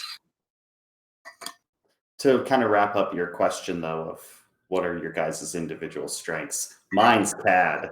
His is like, he's a developer, so he made our website and stuff like that. Like, I would never task him with building something in AutoCAD and him to be like, okay, we'll go create a website. But it's nice though. Like, I know for us, it's nice having that other person to be able to bounce something off of, and also have that split workload. It makes it easier to be more efficient in your areas. Mm-hmm. Like you don't feel like you're spending not that you're wasting time, but that you're maybe not being as efficient with your time in the areas that you're not as good at if you have someone else to bounce something off. Right. Yeah. We definitely try to play to our strengths. I think it helps that we're both engineers. We're just in very different fields. For now. Yes, for now. But like Luke said, I can open Fusion 360 and look at it. I can do something, but why would I be doing it when we're talking about Luke, who has more than a decade of experience doing stuff like that. Like that's what he does. Me doing it doesn't make any sense. The same way, anything website related. I'm a software engineer, so having Luke do any of that stuff doesn't make any sense. We're really trying to play to our strengths. But I think in the very beginning, where we're that brewing stage, where we're kind of coming up with this idea soup. I like to think that is a very equal, hands-on, collective experience where we're kind of gathering lots of ideas, even outside of just the two of us. And I think that's what ends up making it so good, or at least to me, that's what ends up making it so rewarding. Because I think right now we're 2 for 2. In my eyes, again, maybe people might disagree. You don't have to like the boards, but I'm personally really happy with what we're coming out with so far, and really proud to kind of stand behind it. I think Luke and I as people, just kind of the way we're wired, we would rather scrap the whole thing rather than put our names on something we weren't proud of. Mm-hmm. It's actually a personality trait of mine. Or if something's not right, I'll throw it away. Yeah. See, that's the best part about Osiris is he's like he's a perfectionist, and he's like, no, but it's got to be like a quarter of a billionth of an inch to the right. And I'm like, dude, I don't give a shit. Just send me the file when it's Like, dude, the worst thing about okay, so I'm gonna rant real quick. The streaming software that we use is OBS Studio, right? And the worst thing that it has is it does not have a freaking grid system. So I have to bring in my own like picture of like a grid in order to get things like lined up properly. And even then I like can't trust it half the time. So I'm like, oh gosh, come on, give me a grid system. I just eyeball it. So I'm just like, looks good. Like, whenever that's why, it's very important, I think, to if you have something but you want it done correctly, to find someone who's better than you at doing it. And that's why I just sent a lot of drawings to whenever I did the Baka with Blind Assassin. I was just like, this is what I want, but you know how to do this. So it works out. But no, I'm super stoked for these boards to come out. I think this is this could be the 2020 is the year of Smith+Rune. I mean, I've been telling Osiris all the time that we've talked about tiered, like a lot of people like to go, oh, there's like this tier and this tier and this tier and this tier and this tier of keyboards. I'm like, no, I'm still stand firm with it's you have a custom keyboard, which is basically anything you have to make yourself. That's not like Razer Corsair, and then the high end, which is 80% of the hobby, and then you have like your luxury, and I'm like, Iron 165 is going to blow into that luxury keyboard that people are going to be killing each other over. So really excited for all the stuff to get delivered on you guys. Thank you. So, but if you guys have any questions for Smith+Rune, please ask away. It makes it easier. You don't have to. We'll try and read it, but if it makes it easier if you at Mechs on Deck and then the question, and that helps. So, I know someone was asking, but I know Langlandia did say that you have a lot to say about this. But someone did ask, what language do you prefer to code websites with, Mr. Voxkey? I am, and this is like a core of my personality. I am very, very much best tool for the job type of person. So a lot of what I do in my day to day, is kind of are architecting solutions, and choosing technologies based on what is needed. So I actually don't have a favorite. I will choose what is best for the team and best for the solution every time, without any personal biases. What did you choose for our personal website? Oh, for our personal website, I chose Shopify. Okay. Yeah. Hey, it was best for the job, right? Right. Just like you said. I mean, and this is going out to maybe some other aspiring, people running a secondary business or a third business or whatnot. There is a lot that goes into maintaining a custom e-commerce solution. And I don't want to get into all the technicalities because I feel like 80% of the audience would fall asleep. But there's a lot of considerations and a lot of things that Shopify brings to the table. Mainly the services that exist behind the scenes. They really don't bring anything as far as like a user interface side of things, customer facing, visual side of things. But the infrastructure and the back end and all of that and the integrations, not having to worry about that is nice. Our website is coming soon. Actually, we had a lot of other cool things in it, but fortunately, with the situation, a lot of the other products that we had in there, like t-shirts and things like that, and different types of apparel and whatnot, keep falling in and out of stock. So a lot of stuff had to be pared down and edited before launching. I'm also a perfectionist too, so I probably need to give up on getting things perfect inside of a walled ecosystem, and just push the thing out there. But yes, coming unrelated to the question or related to the question, but yes, coming soon. That's actually where we will have, future products and things like that will be actually on our website. So Joseph Rojas asks, are the extras going to be sold on that site? Or are you going to continue to go through proxies at least through the 165? So we're not 100% decided on how we're going to handle the extras yet. The one thing you will get an invoice from our website from it, but we're not sure whether they are going to be raffled or whatnot. We're still discussing that. We'll have to see how many we have and things like that, and takes other things into consideration. Ideally, we would love to have exactly as many boards as we would need to fill demand to a T.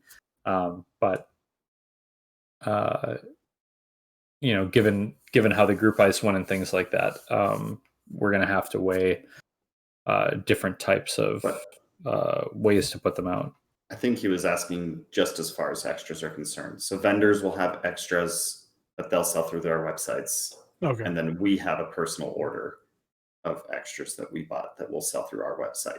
The form of sale, I don't know yet. Yeah. So it's kind of like the answer to your question is yes. Everywhere. Yes. Is all of the places. All encompassing. What is Luke's favorite yo-yo trick? Oh. Is that really on there? It is. Oh, yeah. That's is. CYO. That's Mr. Tyler Durden's. Are you an avid yo-yoer? No, but I want to make one someday. I haven't played with a yo-yo. Oh my gosh, you have a yo-yo ready to go. He's just like in his hand. He probably asked that because I've been like playing with it because it was on my desk. Oh, okay. Yeah. Luke is a yo-yo god. No, not really. There was a dude in the NorCal video or the SoCal one that could do like side stuff. I can't do that. All my stuff was forward and backwards when I was younger. Not only is he look like Adonis, but he can yo-yo with the best of them. You have just party tricks out the ass. Can you hear how loud this guy is? It's pretty loud, but it's not coming through crazy loud, but you can hear it a little bit. It's a ceramic bearing in there. So. Is that a Duncan butterfly? Like what are you rocking? What kind of yo-yo? Yo-yo recreation out of Japan. So do you know how there's loot boxes for video games? Mm-hmm. I bought this in like 2018 from a Lucky Box, it was called. They had different tiers. So I sent them like $500. And then they sent me like 6 random yo-yos or so. Yeah. I don't know how expensive yo-yos are, so I don't know if they can get up there. The most expensive ones are made out of titanium. They're probably around $600-700. So would you say that you're like big in the yo-yo game? No, I should practice a lot more, but I don't. But I do like them. Yeah, it's a fun hobby. I played a lot when I was young. Back when you had a book to teach you tricks and not a YouTube video. Yeah. Yeah. That's You're awesome like- because that's something I feel like when I was a little kid, I was like super into yo-yos. Not like little. I was probably all the way up until like middle and even maybe even a little bit into high school. I was big into yo-yos. But that's like Mhm. like no one really plays with yo-yos anymore. Like that's not like it's not as popular of a hobby for kids in middle and high school anymore. They've gotten pretty crazy now. So like before, when you threw a yo-yo when you were younger, you could just like, pull it and it would just come up. But now they're completely unresponsive. So it's like there's nothing you can do to make this kind of come up on its own. You actually have to throw a loop in it and then suck that loop into it to get it to come up. So it's called a bind. Where you actually have to bind the string to catch and come up. I'm not gonna lie, that would piss me off for the first like 2 hours before I learned that. Yeah. So like I was pretty good yo-yoer when I was younger. I probably had to throw this down and try that probably 50 to 100 times before I could even just get the yo-yo to return. Yeah. Patience. But no, I would love to make a yo-yo myself. That'd be really cool. I would buy that. I Yeah. would buy that. Yeah. There you go. This one's made out of palm with stainless steel rings around the outside. Yeah. There we go. We're witnessing Osiris's deep dive into the yo-yo world. Guaranteed by the end of the night, he does at least 3 separate Google searches and at least 3 to 4 videos on YouTube of high-end yo-yoing. He's not lying because that's gonna happen. Nice. He spent 3 days and like, so what's funny is like, so our Mex on Deck account is our it's a YouTube, and we both use it to do whatever we need to on it.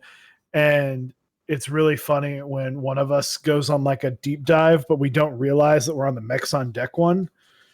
And so there was one day I just get a message. It's like, dude, like stop listening to early 2000s boy band music. It's like, why do I keep getting recommended in sync?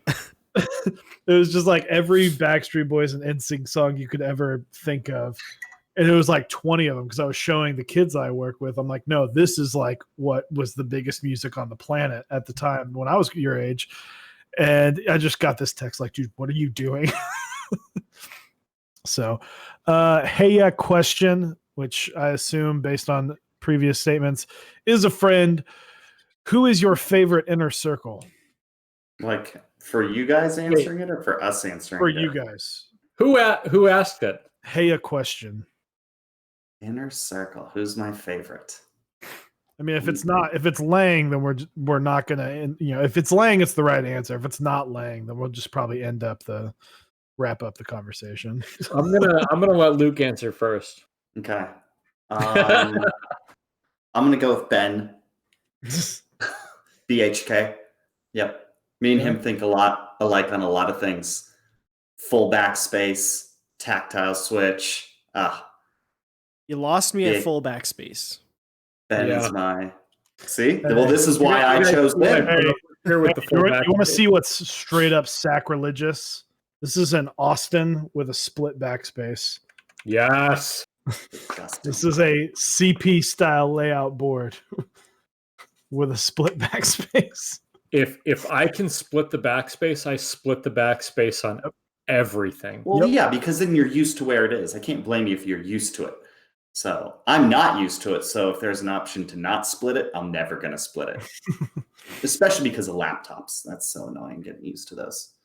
Auto hotkey. If you run auto hotkey, you can split your backspace on your laptop. Whatever. Yeah. Full backspace. That's that developer knowledge right there. It's a big brain. Double big brain. Okay. Ooh. Now, wait.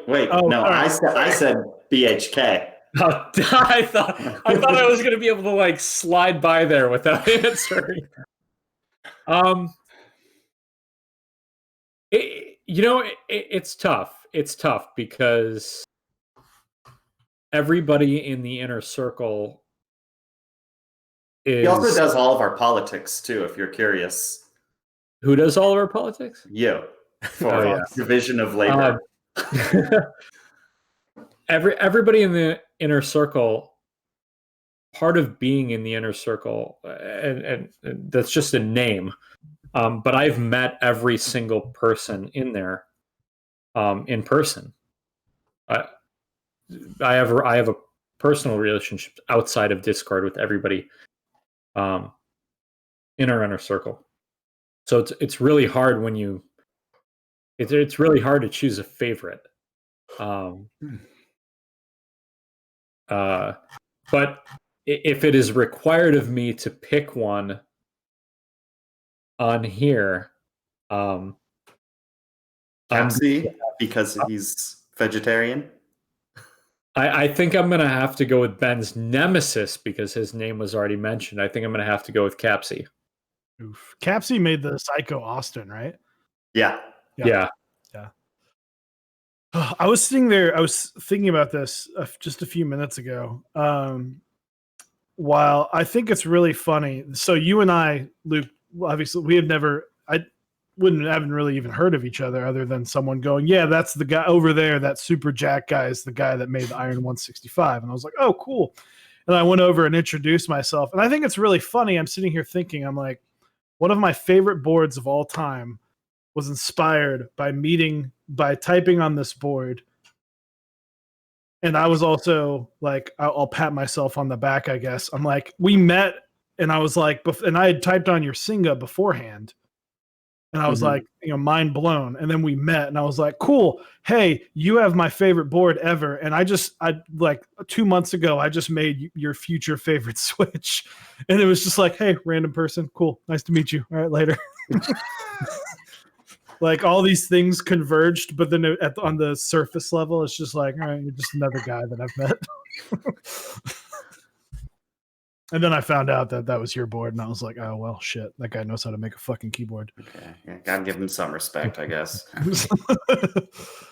Now, the respect came long before. Come on, man. Okay. The flex. So this is the tough question, though. First come, first serve versus raffle. Oh man, this isn't a question about are you going to do it. It's your thoughts. If you do not want to answer, we totally understand, but that is a hot button issue. So I think I like raffles. I had a lot of fun when we did the raffle for the FE because you get this huge list of people, you get to vet them, you get to like random RNG it and see who won, and then you get to contact them and they're all excited. So we did have a lot of fun doing the raffles. I will say, so the idea for the Iron started more than a year ago. But it didn't get serious until I started losing first come first serve group buy spots over and over and over again. Luke has never experienced this. Luke is the master of first come first serve group buys. Pretty good at them. Me, I am hopeless and slow and have terrible luck with it. I can't even win. Like, I won my first Kapora raffle after over a year of entering, like a couple weeks ago. I just have terrible luck in that regard.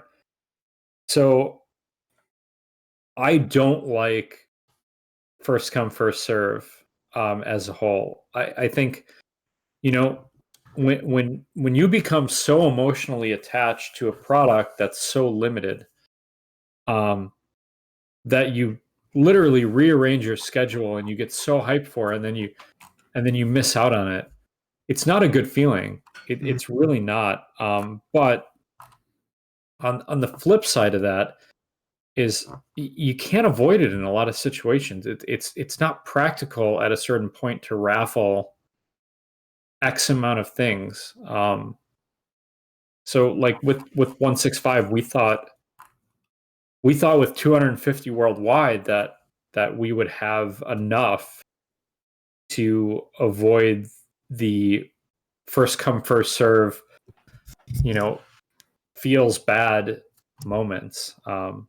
We had no idea it was going to sell out in like a minute and a half, 90 seconds or whatever, minute and 41 or whatever it was. We had no idea. I mean, these are hard to predict.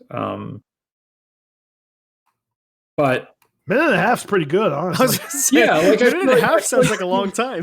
yeah, I feel like if you can't get in a minute and a half, that's different than a lot of these first come first serve. Like what was Jane V2 in 2 seconds. 2 seconds. Like how do you even, how do you just it's all luck at that point. I feel like a minute and a half, yes, there's a lot of people who miss it, but I feel like that's enough time.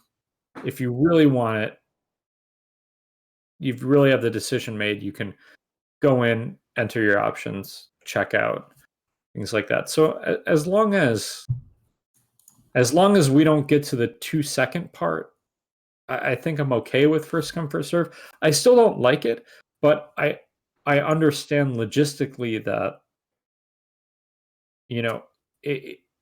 it's a good option. It doesn't, in the case of 165, it didn't make sense to raffle 250 boards. That doesn't make sense.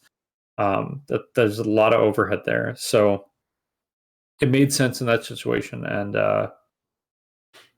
I wish, I wish we had more the first time around. But that was the number. That was the max number that we felt comfortable with, and the vendors felt comfortable with, to run responsibly. So I feel like we did as best we could to offer the highest amount of quantity with first come first serve, even though of how bad of an experience I've personally had with first come first serve. And also, actually, I've had bad experience with the raffle too. I lose every raffle. I haven't had good experience with raffles at all. Yeah, I mean, the only path for me in this community was to make my own keyboard, because you kept otherwise losing. I wouldn't be able to ever get one other than Mech Market. I think I enjoy when people do a mix mash of like a little bit of everything, when it's like, here's some that are raffle, here's some that are first come first serve, here's some that are maybe even victory, depending on if that's the route they want to go down.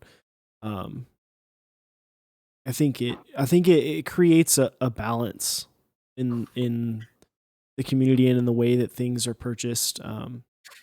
Because obviously I think raffle is probably the most fair. Like you eliminate all the like ping internet issues that may come with like a first come first serve, especially when you're talking about 2 seconds. Like that's literally like if you ping at the perfect time, then you get it. If you don't, then you don't. Which in a way is its own raffle. Yeah, right. Oh, and then the capture, right? Yeah, right. How many street lamps are in this picture? Yeah. And then you get it wrong, and it's like how many license plates are in this picture? Clearly, the way to do it is do what Luke does and just go to like a server hotspot and plug your phone right in there, and then just one tap by. I don't know how Luke does the first come first serve, but I fail every time first, and then I learn the quirks about whatever website I bought it from and Yeah. adjust. Yeah, I think I think we've at this point it's been about a year since we've known each other. I don't think you've lost a first come first serve, even for like when there's like 8 extras. I don't think you've lost a first come first serve since we've known each other. yeah, I'm pretty I think good. you get it every single time. What's funny Yeah. is, Vox, aren't you supposed to be the developer in this situation? Like, shouldn't you know like all the ways to like figure out the code and like weasel your way in there, ensure that you get it? I am so slow. I am so slow. I am unbelievably slow, and as a I am very considerate with my actions online, which makes me even worse for first come first serve. I can't help myself. I have to analyze like when the buy page loads, I mentally check everything out. I'm checking everything, and I know with first come first serve, you just have to throw caution to the wind. You just have to click, and I just can't. Like I subconsciously don't do that, and I lose every single time. Yeah, when I got my unicorn extra, I didn't even look at the price. I was just like, click, check, go. Didn't look at options, didn't look at the price, nothing. Just get it in my cart and buy it as fast as possible. He doesn't know how much he spent until he looks at his bank statement. Yep. I've only really entered 2. And well, okay, never mind. The Fiel wound up not even being first come first serve. They just opened it for 24 hours. Because our friend of the channel and mod Metallic Charles, he and I were like, we're gonna wake up at like 5 a.m. and get the Fiel. And then we wound up doing it anyway, even though they announced it the 24-hour thing. But I got a Zephyr a long time ago on Black Friday, and Quakeums beat me out by less than half a second for the nicer gray Zephyr. Mm-hmm. There was 2 Zephyrs, and one was like pretty much perfect, and one had a few scuffs, and I lost by like literally half a second.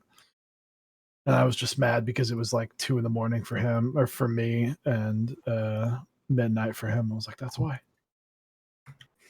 So Tell you now, spending a lot of time with Quakeums, he was either playing Overwatch or watching anime. Yeah. During that. And he was just like, oh yeah, it's 11:58. So how did they meet and decide to build a board?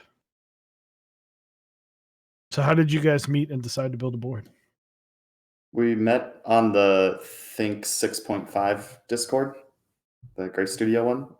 And it was because Vox had missed out on the volcano first come, first serve.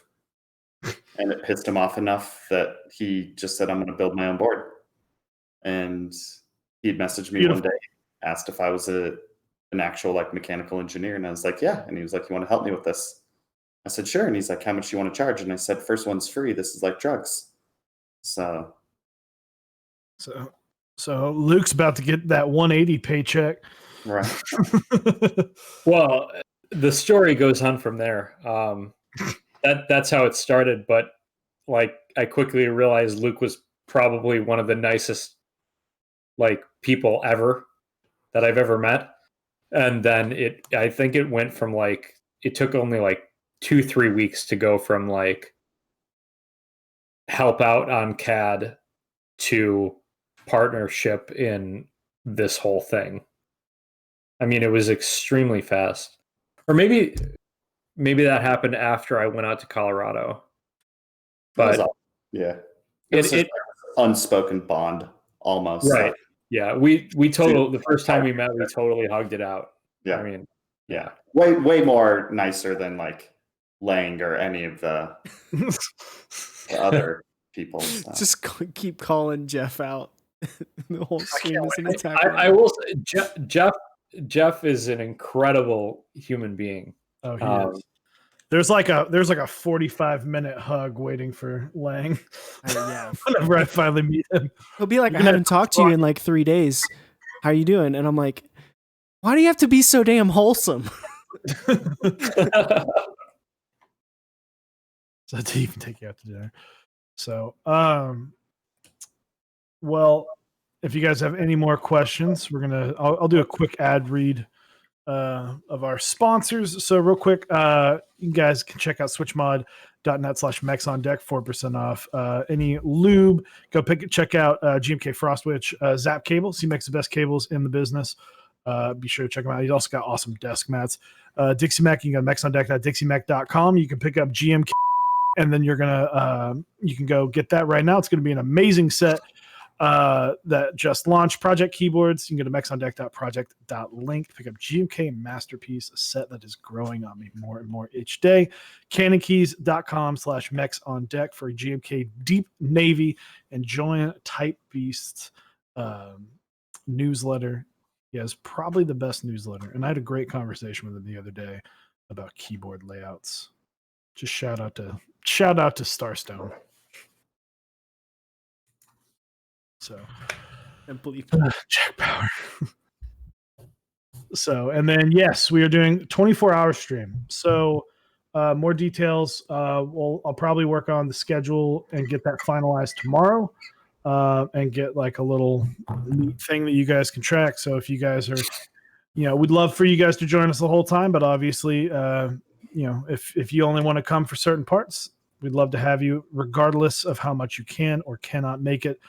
With tons and tons of giveaways, we literally just keep getting the niceness of this community is insane, and we keep getting stuff offered to us for giveaways. So thank you, everyone, for that. Quick anecdote: my hair dye came in, so that's 100% a thing. Jimmy's dyeing his hair turquoise. Well, Nice. get there. Thornkin talking about Switch mod being out for the day. I think that's how he's doing it, like stocks every night. Yeah. So, let's see. Should Ben buy ZMF headphones immediately? Well, literally before the stream, he goes, are you like into audio? And I was like, I mean, I've got a decent pair of headphones other than that. And he was like, yeah, I'm trying to decide if I want to buy ZMF headphones. Like, I've been talking with some people. And then literally one of the, like probably the third comment in our stream was, hey, go buy ZMF headphones right now. So I was like, so we recently hit astronomical numbers that we never thought we'd hit on our Discord. We're way above 1,000 members now, and climbing closer to 2,000. So we figured we'd add other channels, stuff that is close to keyboards, other desk stuff, desk setups, computers, audio, and the audio channel exploded like almost immediately. These were just supposed to be tertiary things, but it turns out there's a lot of people really, really into headphones that are into high-end keyboards. And this game almost started where we are pushing each other to buy everything. And the current target in this spending war is to get Ben BHK to buy ZMF headphones. So to answer the question, yes, he should immediately go to ZMF's website and order a pair of headphones. Which ones? Because I'm kind of offended at how expensive these are. It's a pretty big range, like $1,100 to all the way at like $2,700. I think Ben was looking at the Aeolus headphones. Reasonable. Yes, but he should absolutely buy immediately. 100%. There it is. Good audio has no price tag. I mean, it's true. Depends. See, I think that goes back to me not being a perfectionist on a lot of things. So I'm just like, it's good, man. It's got a decent bass. It plays the same 35 songs I listen to every day.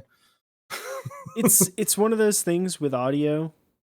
All right, this might offend a lot of the people that are here. All right, so spicy takes. So a lot of music that people listen to, depending on what you listen to, depending on your musical tastes, it's not engineered for you to listen to it on like a $40,000 or like a $5,000 setup. It's engineered for you to listen to it in your car or on like the crappiest thing ever. It's made to sound good on everything. So just find something you like, How dare you? How dare I? Listen, I was at a studio and he had a old Magnavox CD player that he would render all of the stuff down to, render it onto a CD, and then he would run it through the CD player, the little Magnavox, like literal jukebox, and be like, if it sounds good on this, it's going to sound good on everything. So I'll say this. You're right in 80% of the cases. There's that 20% of incredibly mastered music or remastered live shows that when listened to on, and I personally can't afford speaker setups that have this effect. But in the case of headphone setups, there are recordings matched with gear that will bring you to tears. And it is like you said, it is a blessing and a curse, because these extremely revealing headphones make 80% of music sound like total crap because you hear all the imperfections and everything in the recordings. But for those 20% of recordings that are incredible, there's a totally different experience, things you've never heard or experienced in the, and I'm terrible at portraying this, but to me it's worth it. But it does suck that a lot of the music I like is terribly mastered and sounds like hot garbage on really good on a really good system.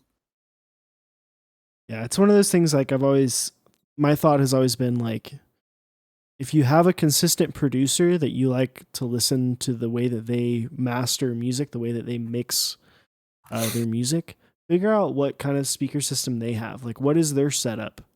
And then get that.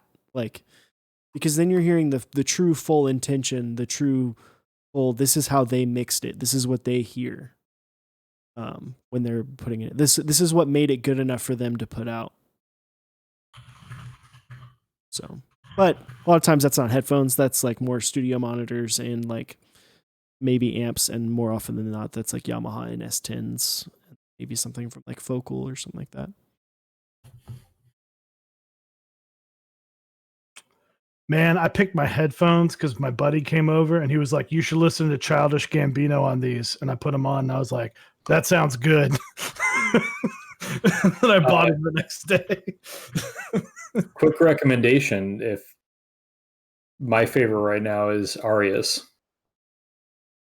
100%. So if you're looking for new, amazing headphones, HiFiMan Arias.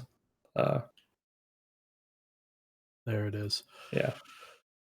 So, but guys, be sure to check out Iron 165 Extras coming soon. Don't have an exact date yet, but Osiris and I have talked about it many times that this is going to be a board that I think kind of blows the doors open for a lot of people. I think this board is going to quickly become a known as one of the highest of high-end boards. So be sure to keep your ears to the ground for not missing out on. And then the Iron 180 soon to come, presumably this year, I would imagine. So be sure to check out that guy's stuff. And thank you guys very much for coming on the show. Yeah, thank you for having us. Yeah, always a pleasure. Oh, could I give a quick shout out to You Bruce plug Wayne? as much as you want. Just Bruce Wayne from our Discord, because he asked me to. I hope you get a 165 extra. That's my Bruce Wayne. Good luck to Bruce Wayne. Yeah, Bruce Wayne's a cool guy. Shout outs to him. Hopefully he gets himself an extra 165. Wow, there is big shout out to the Smith+Rune Discord. I'm looking through the names in the chat right now. They're all here. They're all here. Well, I think Drifting Bunnies gets like a ping anytime somebody says audio, so He does. I've had long conversations because I come from like a music background, so my take on audio is like very different than like the audiophile take. So him and I have had a long conversations about audio and stuff. Can I flip it here and become the interviewer for a second? Sure. Oh, And ask absolutely. you an audio question? Oh, okay. Well, then I'm out. So. Sure. What's up? Do you look at measurements when evaluating some gear in an audio chain, whether it be the DAC or amp or anything like that? So in terms of like for speakers or for headphones, it's all about what is flat, right? Because you're looking for full like tonal clarity. You're looking for what is flat. because you want to know the true sound, and then you want to adjust it from there from a monitor standpoint. Whereas something like a consumer, or even like for a lot of times an audiophile standpoint, is colored in some way. So like if you're looking for it's funny because there's like the audiophile true sound, and then there's like the musician audio engineering sound. Yeah, true sound. And to me, the true sound is flat. You are looking for 100% flat. Now, granted, you can't hear, realistically, a human more often than not can't hear above like 16K, but for the most part, you want flat from 20 to 20K. Side note, I went to college for audio engineering, and then I had a speaker pop near me, and yeah, I can no longer be an audio engineer. So I'm not like deaf or anything, but that drastically prevented me from being able to do any sort of critical listening. So at this point now, I'm just like, okay, does the beat slap? All right, the beat slaps. let's get these headphones. Why not? What would you say you look for, Vox? Are you looking for more of a colored sound? Do you have a specific color you are looking for? I'm not necessarily a critical listener, but I'm also not like I listen to a lot of live recordings, so I want music to sound natural and lifelike. So speaking specifically to like headphones and stuff, I want a decent stage. I want a natural sound. I'd be lying if I said I don't like feeling the bass, but I also don't want there to be any bloom or any unnaturalness to it. Like I don't want to be, the bass to be a UFC fighter fighting my ears on a song that doesn't call for it. And I like a lot of detail. I like to hear the cymbal decay that you may not pick up while listening in the car, or like in the case of the arias that I mentioned earlier. You can hear the piano foot pedal being pushed. There's just so much detail there, but it's also not harsh in a way. So I don't look for a reference, but I want something a little bit more on that neutral plane, but a little bit more rounded off on the edges and a little bit more musical, so you can enjoy it more than critically listening. Yeah, absolutely. I think people are looking for a natural sound. In studios, more often than not, headphones aren't used that often. That's why there is some overlap between like the audiophile headphone worlds and like studio, but there's not as much because it's more Right. often than not mixed on a monitor.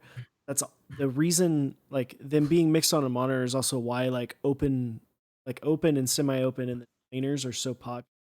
It's because they give you more of that, like what a monitor would give you, that open feel and the ability for that driver to move impeded by the back.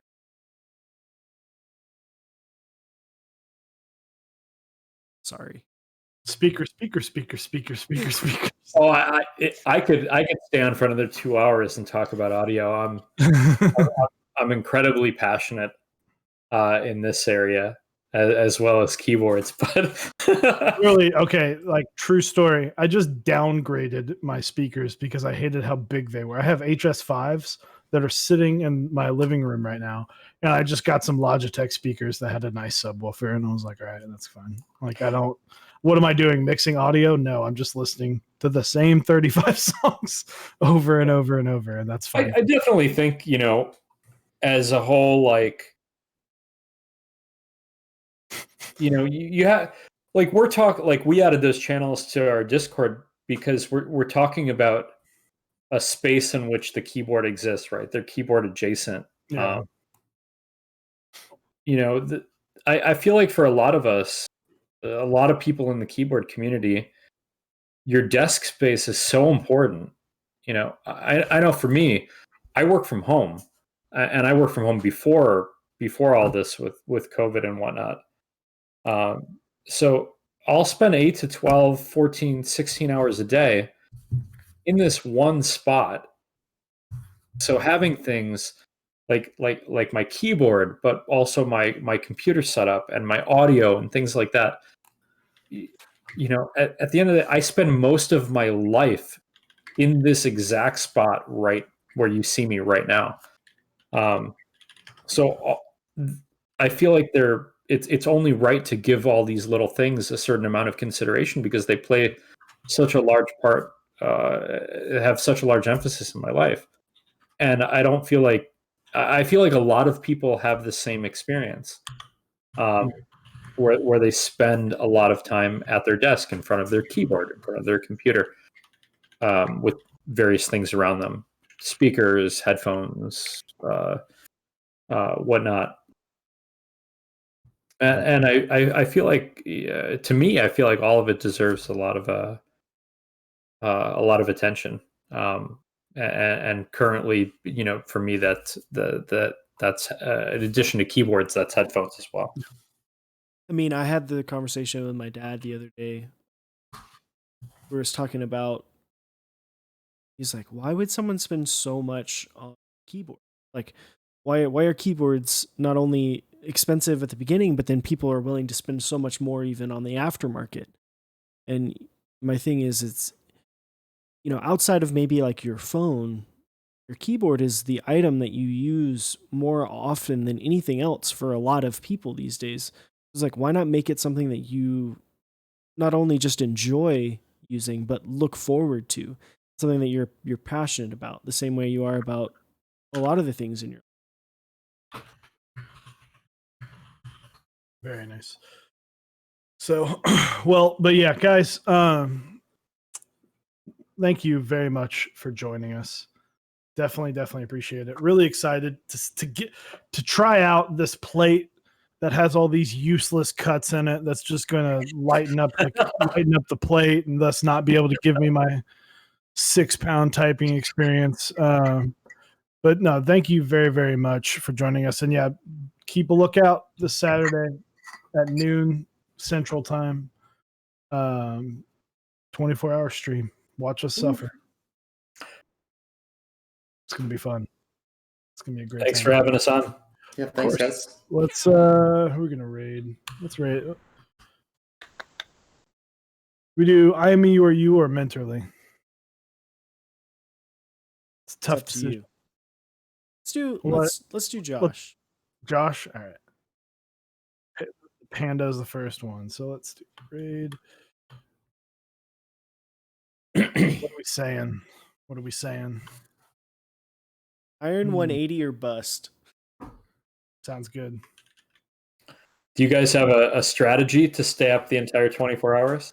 Water and scheduling. Yeah, if you gotta pee, you can't fall asleep. Yeah, so I just bought like a whole bunch of coffee gear, bunch of coffee stuff. So I'm planning on just making like a giant, like, I bought an 8-cup Chemex, so I'm planning on making an entire like Yeti cup of coffee and bringing it with me and drinking that throughout, and then maybe like making some like Dalgona coffee in like the middle of the night, so that way I'm like re-energized right there. I just got my shipment of, is it Hermacur? Something. I don't know how to say it. Whatever you recommended today. Nice. So I'll be having that tomorrow. Yeah, they ship it quick. Is that a coffee? Mm-hmm.